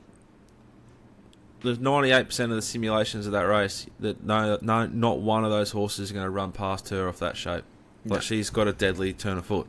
Yep. I thought that was brain dead from the other riders, and her trial was plain leading into it, but that's almost like a really hot trial she just had. Yeah, but I get what you're saying, brain dead from the other riders, but who had horse on them where they could go to the front and then hold on? Like Bella, Nipotina, Craig should have like eyeballed both of them earlier. Yeah, well they just sat a bit long. Maybe they should have got going a little earlier. I think Bella Nipotina was there to run a race and travelled like she wanted to run a race, but she's just not going to run past Imperatrice like in a sit and sprint. She's going to need a lot to go her way. I thought Espiona looked great first up. Yeah. Fascinating mare. Extreme choice, I think, and like she was like a 400, 600 metre horse. Then last prep she became a 1,200 metre horse, and now she's run as good as she's ever gone over 1,000 metres. Yeah. Classic Waller, just improves them as they get older, these mares, like Fangirl.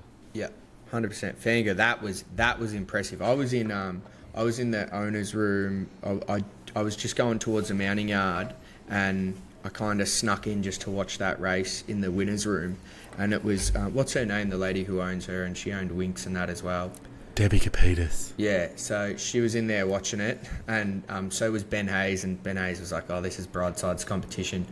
And I said something to him like, Broadside will win everything this year. And then by the end of that race, I walked out of there going, I'm not sure with Fangirl around the way she looked in that race. I think he has that like tactical versatility that makes him bomb-proof anywhere, where she needs tempo and needs a fair track. Yeah.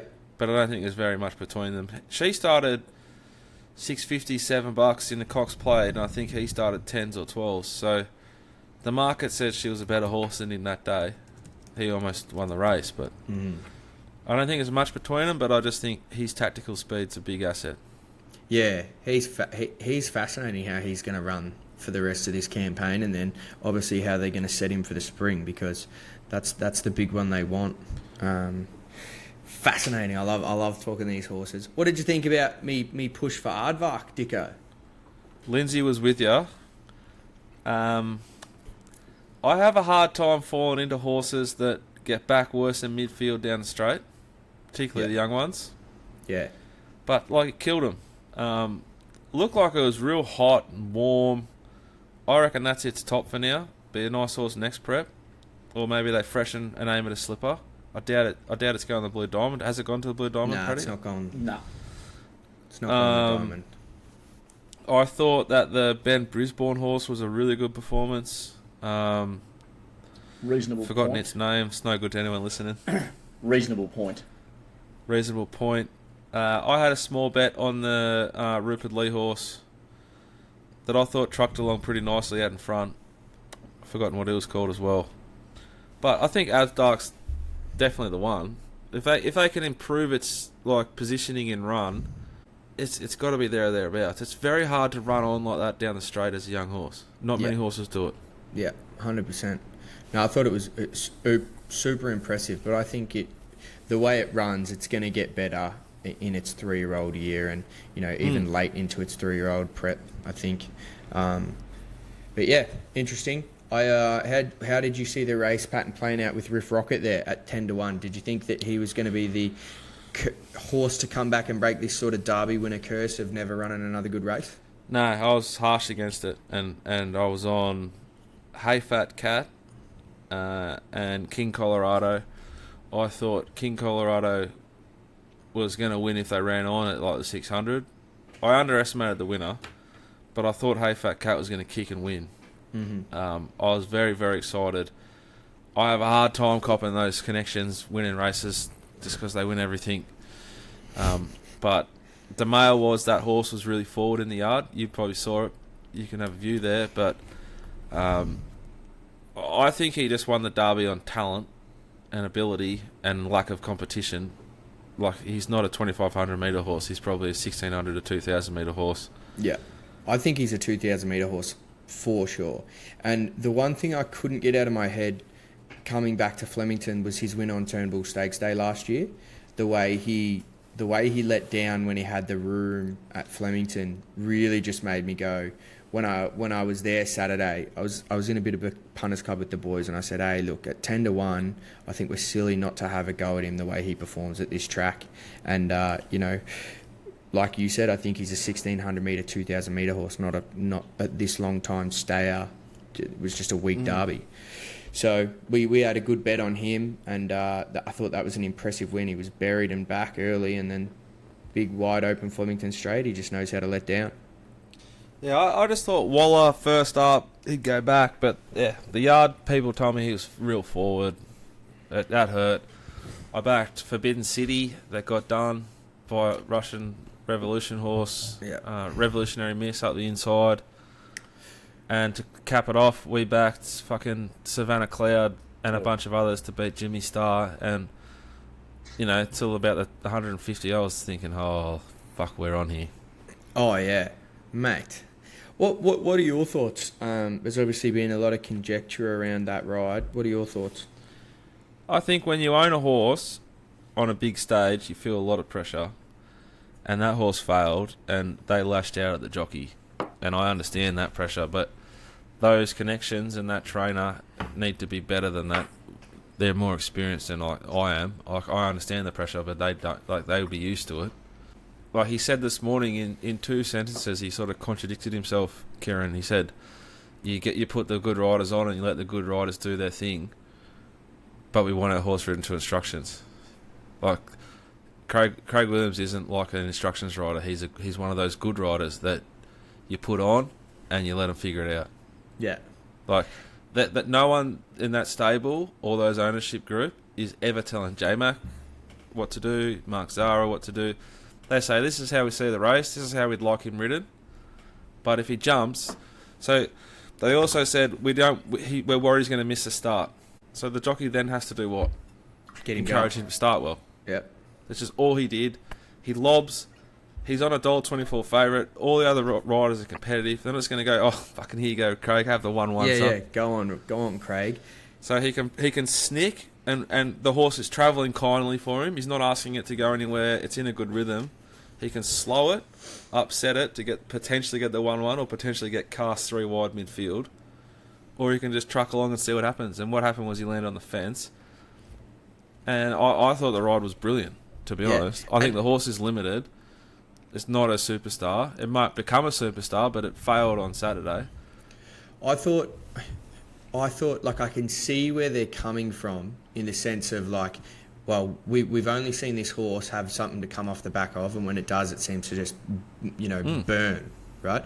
Which is fair enough, but this wasn't his final target. Craig didn't rev him up, didn't slam him to get to the front. There was just no intent in the race, so what's he going to do? But then I saw the other end of that. When who was it that went neck and neck with him at about the 300? Savannah Cloud. Savannah Cloud. So when Savannah Cloud came up and went past him a little bit, and he realised that there was a race on and he wasn't just out kind of running by himself, he went back and went, I'm going. And he ended up putting a little bit of space. Like, did he go, half a length or a length clear of her? A length and a bit, I think. It was just Macram, who had the run of the race coming on the outside. Wins the race, there's no story. I also think, like, I'm not part of it, you're not part of it now, but we were.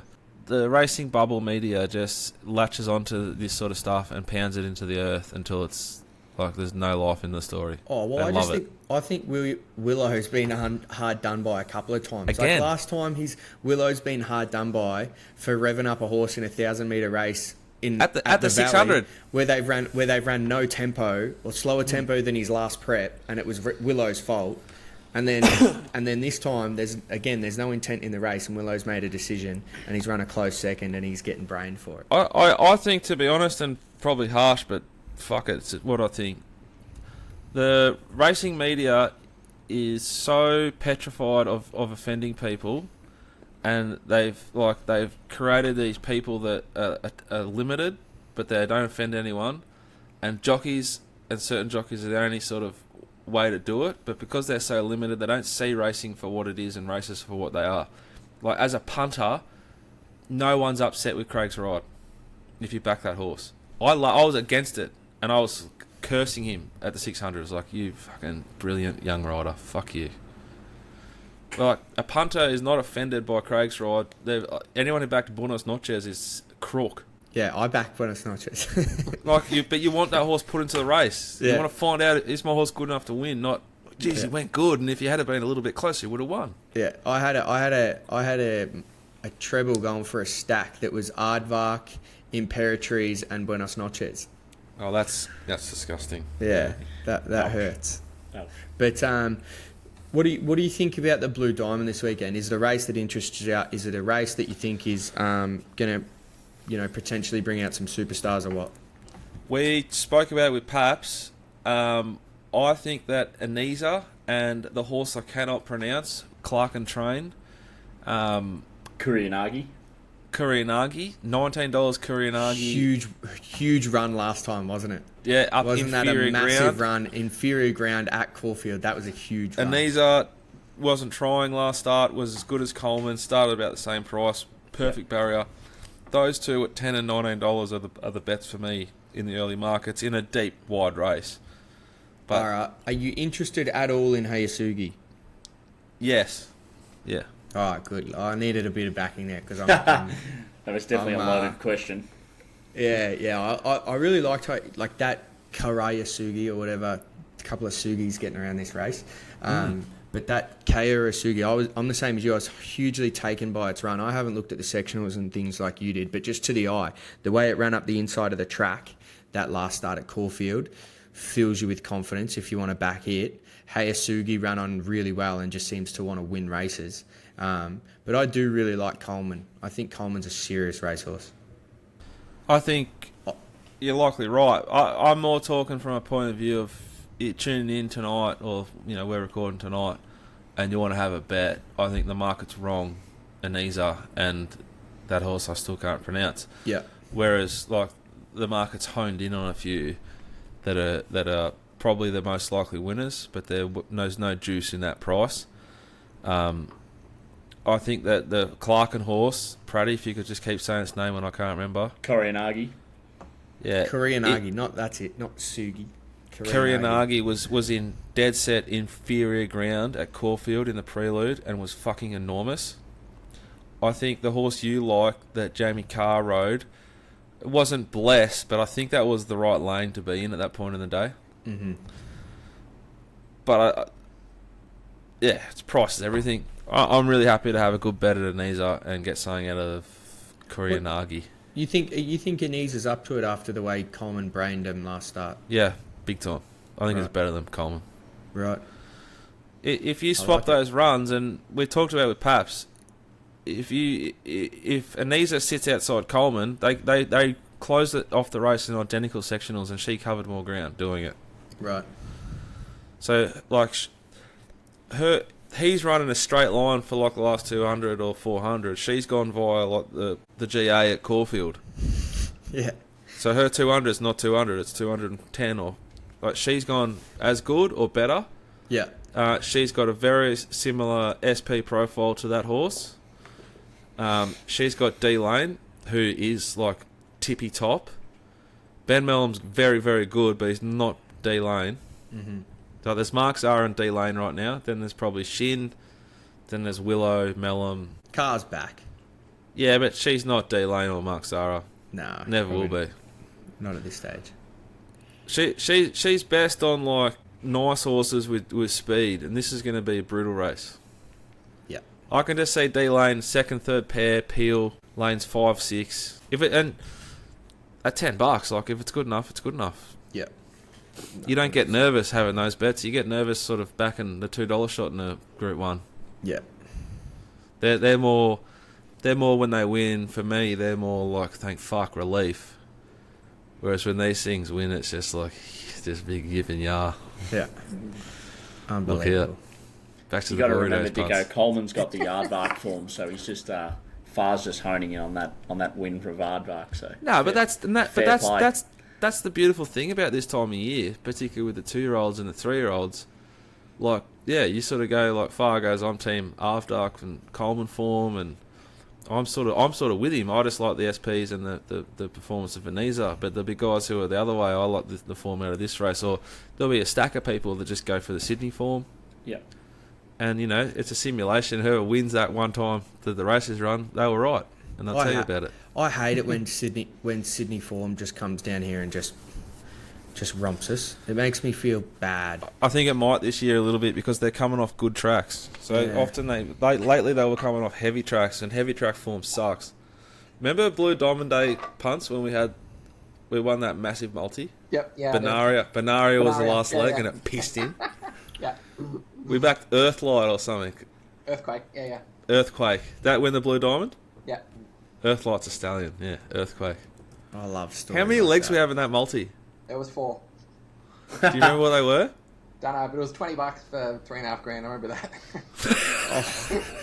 Did you remember Go that word? on, No, but I mate. remember which TAB we Go put it on. on, and the tab ticket number was 8347128, and we won $3,572.12. Mate, Punts and I used to just like lock into like one of two pubs at like midday and get home sometime on Sunday morning. This is what on Saturday I spoke at Ross Stevenson's charity event for Ronald McDonald at Flemington, and I said that I wish every single person in their life has one thing, like just one thing in their life that makes them as happy as I am when I know I'm going to the races with the boys. and then it was a good gag, and then I said, look, that's probably not the right thing to say to your missus on Valentine's Day. How did the Taylor Swift tickets go? I didn't get any, unfortunately.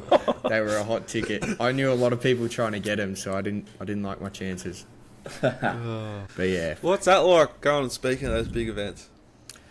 You know what, to be honest, I was a little bit nervous to get started, because when I got rang up about the event, it was like, hey, do you want to come and speak at this thing? It's like there's a few guests, and it's kind of like a Q&A type thing for charity.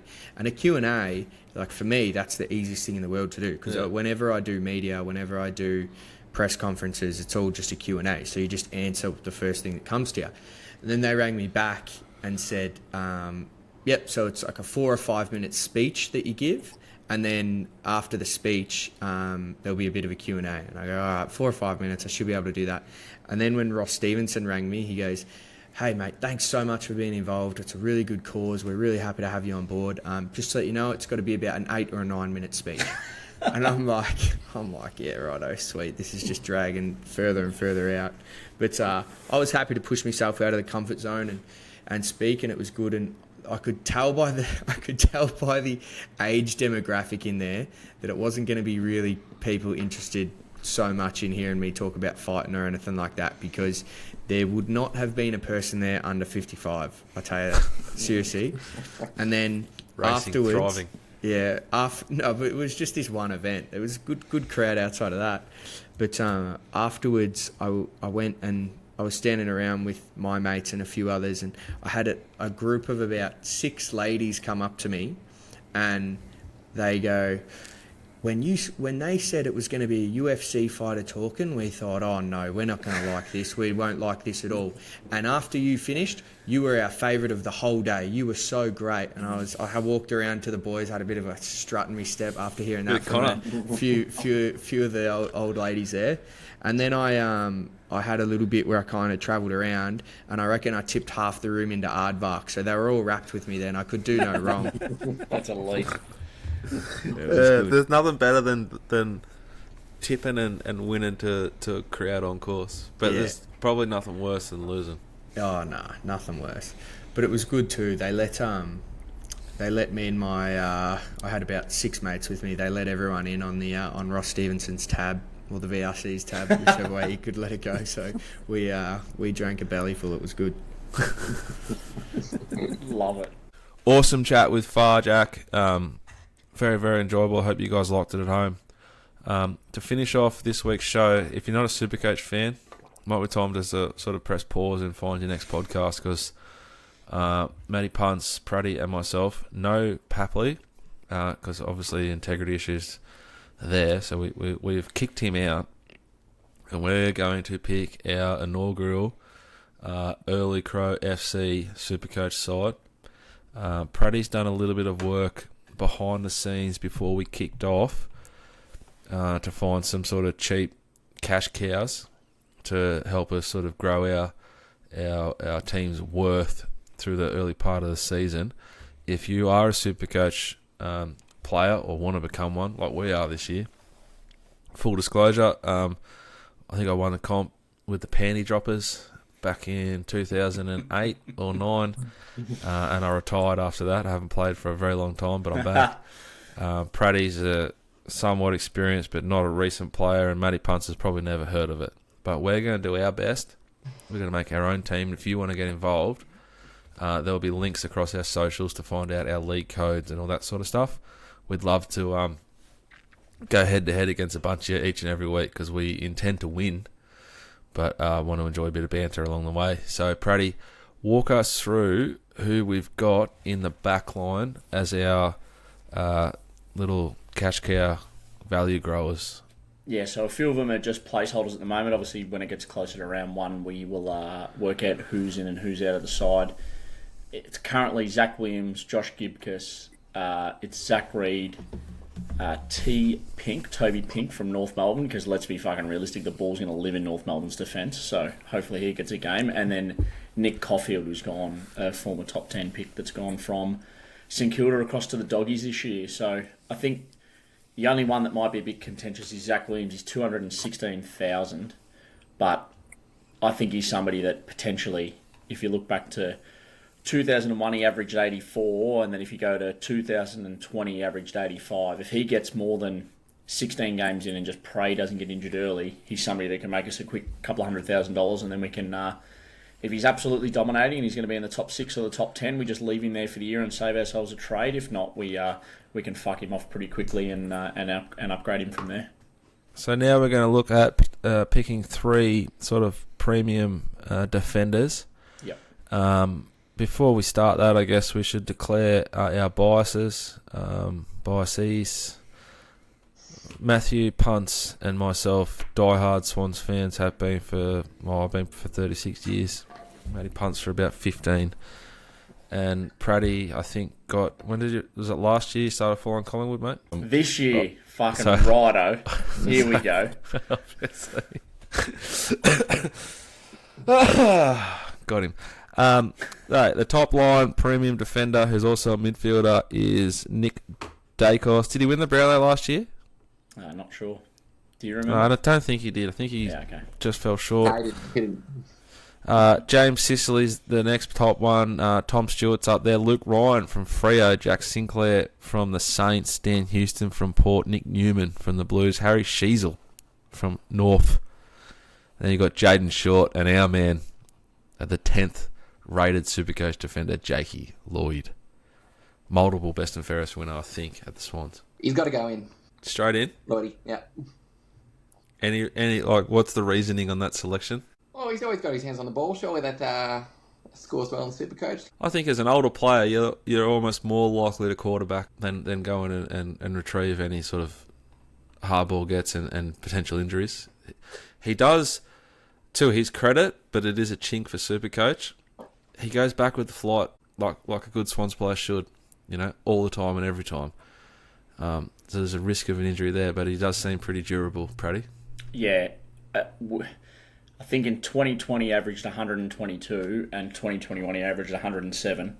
And he's been priced off his last year average of about 95. So I can't argue with that one. I think when you think to these blokes, you've got to think who's potentially going to finish in the top 6 with total points as the defender, and I cannot argue with putting Jake Lloyd in there. The only caveat that we've got with teams that play in the round 0 round is that we do have to account that they do have 2 buys.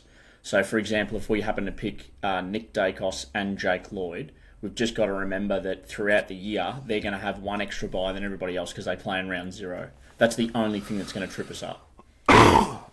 That's a setback. I do think the Swans' strength and defence will assist him in getting more disposals. Yep. I agree. And I think they've there's an opportunity. got a better ruckman, another tough on ball or two, so Yep. a little bit more pressure through the guts. And I think there's an opportunity where he goes back to those years where he had monster scores and the ball gets fed through him a lot because he's got those blokes that he can also trust back there as well. Because who was the other defender that you picked up? I think it's Joel Hamling, who won a premiership at the Bulldogs, went to Fremantle post-premiership and now joins the Swans. Yeah, so as another key defender down there, that's another person that they can rely on, that Jake can go and do his thing and run off a half-back flank. We don't need to debate it anymore. He's currently in our side. Distribute the nut. He's the primary nut distributor at the Sydney Swans from the back line. He goes in. Let's assume, but let's not assume. Pratty, who do you want in? I think we've got to pick Luke Ryan. He loves it, like intercept possessions and intercept marks are enormous. And I think he averaged, this is off the top of my head, like 7 or 8 a game last year. He's not playing round 0, which again we've already got. So we've got one of our top 3 defenders that are playing round 0. So I think we're going too risky if we put in another one who's playing in those first 4 teams. Righto, I'm happy with that. Punts, what do you think? Yeah, sounds good. All right. Luke Ryan's our second defender there, and our third defender, I'm assuming it's going to be Nick Dacos. Well, this is where I actually think there's, Nick Dacos scored the highest last year out of all defenders and increased his average from the year before. That means we've got 2 of our top 3 defenders who are round 0. I'm happy to leave him out. I think if they actually tag him, he's going to go quiet. But like we said, there's bias here. Well, who would we play instead of him in the back line? And if we pick him in the side, does he have to be a defender? And no, is there a chance Harry Sheasel plays more on ball this year for North Melbourne? Dacos. Well, my concern with Harry Sheasel is if we pick him, we've got to watch North play. There is always a downside, hey. There's definitely a downside. But I think if Nick Dacos took his average from 91 to 116 last year, is there a chance that Sheasel does the same thing? And he actually averaged more Supercoach points than Dacos did in his first season. And he's a lot cheaper, 100k cheaper. Yep. And he's not playing round 0. Correct. Why don't we start with him, give him a game, and just hope that Dacos gets tagged early, price drops, add him in late. Yeah, I think later. I think you probably, if we think Sheasel's going to be a top 6 defender, then that's who we pick and we lock for the year, unless he fucking shits the bed. But I agree. Why don't we put him in for now? Our picks most likely will change. I think the AFL's got one pre-season round which starts next week, Tuesday through Sunday. So we'll be able to see if there's any role changes. If Sheasel goes from playing a little bit off half-back and then in the midfield and that midfield minutes goes up, then we can go from there. So our 3 picks were Lloyd, Sheasel, and Ryan as our 3 primos in defence. Bit of pressure on Ryan Punts. That's pretty much a 1 out for Pratty. I don't even know who it is. I'm all in. I'm going to watch all these games. Midfielders, boys. That's the tippy top. This is where we want to sort of spend our budget. We saved $100,000 there going Sheasel instead of Nick Dacos, who's never been tagged. Has anyone got some definites that they just really need in the team they want to watch? I think the eye test is crucial, and the midfielders is probably the most important eye test selection of all, particularly probably midfielders and forwards. Any names that jump off the page, guys? I think before we do that, I've added Sanders from the Bulldogs. We've got Sharp, who's gone across from Gold Coast, I believe, to Freo this year. You've got a young kid at the GWS Giants, and Sin currently as the 4 rookies, but that may change. I think if you're going to win the Brownlow, that's got to be good for Supercoach, so we should take Errol. Well, he's got upside. Has got upside. I think it's important to remember, Pratty, like as a Collingwood supporter, we're playing Supercoach, so the narrative and the bubble that is the Victorian media and like tells you how good your players are all the time, that's not relevant here. What is relevant is that Errol just finds his own nut and is just he's silk. What I'm looking at in his Supercoach scores as well, 4 times last year he cracked 150 or more, which is always gold because that can win you games, and a potential VC and captain option. I don't mind it. I like it. All right, Errol's in. Who have you got, Pratty? I think one that you have to consider is the Bont. His Supercoach scores, he has the ability to put in enormous games. He had 4 games over 150, but 3 of those were over 160 last year with a high score of 182, but we are paying an absolute premium. He might be somebody that we maybe look to target to bring in. Does anybody think that somebody like a Butters or an LDU or somebody might get to that absolute next level? I think Connor Rosie was like one like that, but now he's got the captaincy. I don't like that. That's enough pressure on him. Is there a case for a Matt Rao? Is he ever going to be an extremely high possession getter? I'm not sure. I think these are the harder picks, the midfielders, because you could make a case for fucking a lot of them. Could make a case for a lot of them. Are Gold Coast going to improve, I suppose, is a good question when we think about this. What about Will Ashcroft? I don't think so. 472,000, upside galore. Has there been any movement at Brisbane with their list? I don't know, but he's going to progress into more minutes, doing whatever he wants. He's a gun. Yeah. At a side that's favourite to make a grand final. Yep. Why don't we've got to 2% owned at the moment. We've got to put him in to start, and then if we need to, we can move him before round 1. He's in. Taylor Adams, 437,000, Pratty. I wouldn't. I'd prefer somebody like Chad Warner, but again, we've already got Errol and Jake Lloyd, who have all got double buys. Yeah. Yeah, but we're going to be Swans heavy. Like, I'm aware. I can't. There's one bloke that I can't believe you haven't said. Oh, this is the zone where I need to find 403,000. Averaged 72.2 last year. Played 18 games. No one owns him. That's a lie. The Early Crow FC own him. You've already whacked him in. Yeah, he's in. That's Justin McInerney Punts. You can't have the bloke who won the NFL tipping comp. You can't have him not in. I want to captain him. I reckon he's going to explode this year. Yeah, I won't be captaining him, but once he proves it, maybe. Well, you might be. It's going to go to a vote. True. Juzzy goes in. Love that. Now, here's one I want in. And I realise he's very expensive, but he's a champion. He's got endless ability. He's had a really hard off-season. A lot of shit to deal with. But he finally gets back to doing what he does best, and that's playing footy, and he's got his back against the wall. Clayton Oliver. He's a magnet. He kicks goals. It could be really bad, but I reckon it's going to be really, really good from him this year. Hasn't averaged under 120 in the last 4 years. I can't stand the Melbourne Demons, but all right, put him in. Clayton Oliver added to him. Should we try and find one more midfielder and then go down to the other positions and see what cash we've got left? We're thinking Dawson's going to have a better year this year than he had last year. Do we think Adelaide are going to improve? I don't think they will. Do you?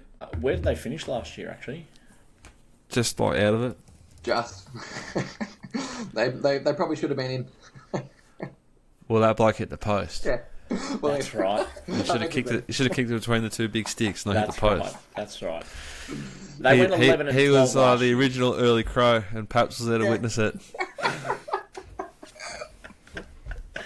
Him and about 50,000 South Australians. Yeah.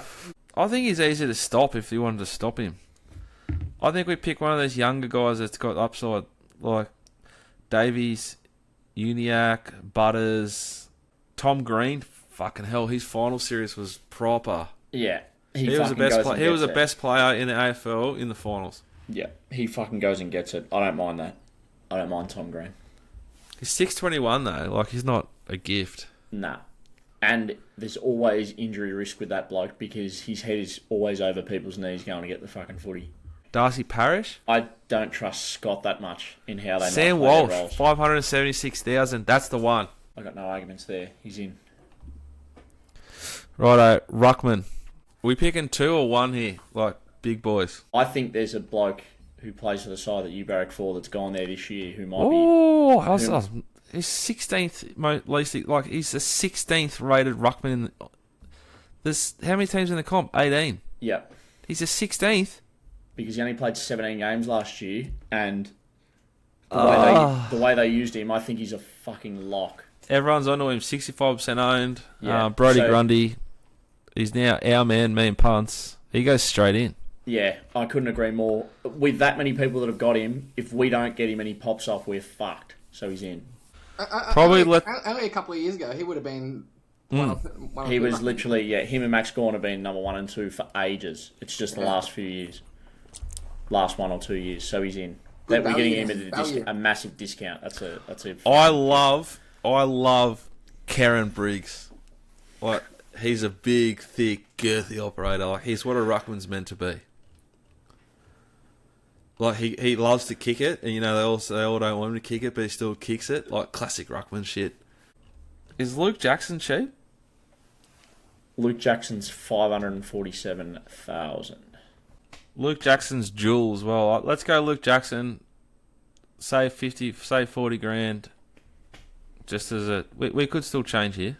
Yep, done. He's in for now. Move on. So we need to get line. 2 more midfielders, 3 forwards. We've got 2.3 million left. Yep. We look at the forwards. Jack McRae, the highest rated. So We have to pick Charlie Curnow. Forwards, I think forwards has just got to be me and Punts doing eye test stuff here. Yeah, I was going to say Charlie. Like, Carlton are going to be good, and he's going to have to kick goals. So He's in. yeah. Cool. That's done. And then I've also, so for our rookies currently, I've got the number 1 pick, Mr. Reid, Lazaro from North Melbourne, Finn McRae from Collingwood, Alex Sexton from the Gold Coast because he's only 133,000, and Manag from Geelong. That's you're welcome for everybody who's going to have a go at my pronunciation. So the question about Jack McRae is with Bailey Smith going down, is he going to see more midfield minutes? Because if he is, he, for the last few years, just as a midfielder, was a dominant midfielder. Not last year. He averaged 115 in 22, 128 in 21, 121 in 20. Done. I think there's... assuming that there's nobody else taking that role. Yeah, what do we do? What do we do with this little fella? 405,400 bucks. He averaged 72.5 points last year. He's 1% owned. Is our man, T. Papley. He has to go in. He's in. He has to go in. I think we have to put him in, don't we? But the only problem I've got with that is he's texted you his Stableford score the other day, and knowing full well that then he went the wobbles after that, is there going to be too much pressure if we put him into our Supercoach side? He obviously doesn't have his phone on him when he's playing. They're locked in a room. He's not going to hear from us. But is the greatest small forward's head going to wobble? And is he going to get yippy over the ball if he knows that he's in our Supercoach side? He's a professional. He's an Adonis of a human being. He'll handle all sorts of pressure. He's done it his whole life. He's going to do it again here. It'd be sacrilege to not have him in our side. He's in. That leaves us with 800 or 799,500. So 799,500 left to pick two midfielders with. So there's angles here. I think let's pick one good midfielder, and then we can potentially either lock in a rookie down the track, or we can look at two mid-priced players. If we've got 800, we can only spend like 550 on the premium. We could potentially spend 650 and find another 150k rookie if you want. So 650 down, we're looking at, we could almost get Christian Petrarca, but we don't want two demons, do we? Nah, they play opening round as well, I think. We could put Nick Dacos in if he's on 650, he's right on the button. I think if we're going to put Nick Dacos in, you put him in the defence and you find somebody else to play as a midfielder, because if he's a midfielder's likely to score more points regardless, so you might as well have him in your defence, not in your midfield. I'd love to have Chad Warner in there, but we are very Swans heavy, aren't we? Do we go Andrew Brayshaw? Yes, love it. Done. That's the Freo Brayshaw. Correct. If you're playing at home, leaves us with 190,000. Cooper Hamilton, he's going in. Great name. Cooper, you're in. That's our side, locked and loaded, 30 selected, 11,000 up our sleeve. The backline of people you might know if you're playing at home: Jake Lloyd of the Swans, L. Ryan from Freo, Harry Sheasel from North Melbourne. The midfielders who you might know: Errol Goulden should have won a Brownlow. Justin McInerney, they're like a powerful cash cow. You can see him going to that elite level this year. Clayton Oliver, back against the wall stuff, champion. Sam Walsh, a young throbber on the way up. Same story, Andrew Brayshaw, and we don't know the other bloke's name. Our ruckman, as it stands: Luke Jackson, the youngest, most talented ruckman in the comp, who might go to that next level, and we hoping he does. And Brodie Grundy, the most underrated, value-wise ruckman in the comp. Everyone's on him, 60% owned. Forwards of note, we have Charlie Curnow, the superstar Carlton full forward. Jackson McRae from the Dogs, who Pratty's tipping's going to get more minutes in the guts. And our man, who's obviously not part of this, but he's part of our show, and that's Tom Papley. That's our Supercoach team. If you want to come and take us on, please do so. The links will be, the codes will be across our socials, so make sure you get involved and find them. If you want to really engage and get stuck into us and be on a show, you're a chance to. So you do you. We'd love you to come and join us and battle against us in Supercoach this year. Hey guys, thanks for listening to the Early Crow episode 19. Been a monster. I've really enjoyed it. I hope you guys liked it at home. We kicked off with T. Papley, our NRL Supercoach side. We talked what they're up to, racing, all sorts of usual gear with Tom. Then we got PharJack on, looked back at the UFC 298 with not an expert, which he kind of identified throughout the show with his betting, but Matty Punts as well joined us. We looked at everything with Phar, from horse racing to UFC to golf and his Hideki absolute mare, where he had him but he didn't have him. And then Matty Punts, myself and Pratty finished off with our AFL Supercoach selection. We're a little Swans heavy, but as you'd expect. I hope you have a phenomenal week. Please get involved with our socials, like and subscribe.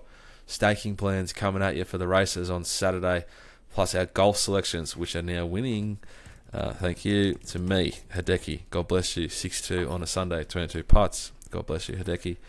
NFL tipping comp coming Might very have to chime shortly. in there with the PJ as well, Punts. We were chatting to Paps before. The boys at the Swans are coming up with a plan on how to throw Dicko off, and I think you and I and Phar need to get involved as well, so that we can cover the card, and we'll try and shaft Dicko from getting a win. Yeah, well, hey, if we learn anything, guys, in the NFL tipping comp, morals and character is not a strong point for those blokes. And either's finding winners. So you guys have a phenomenal week wherever you are. We appreciate you taking the time to listen to our show, and bye for now.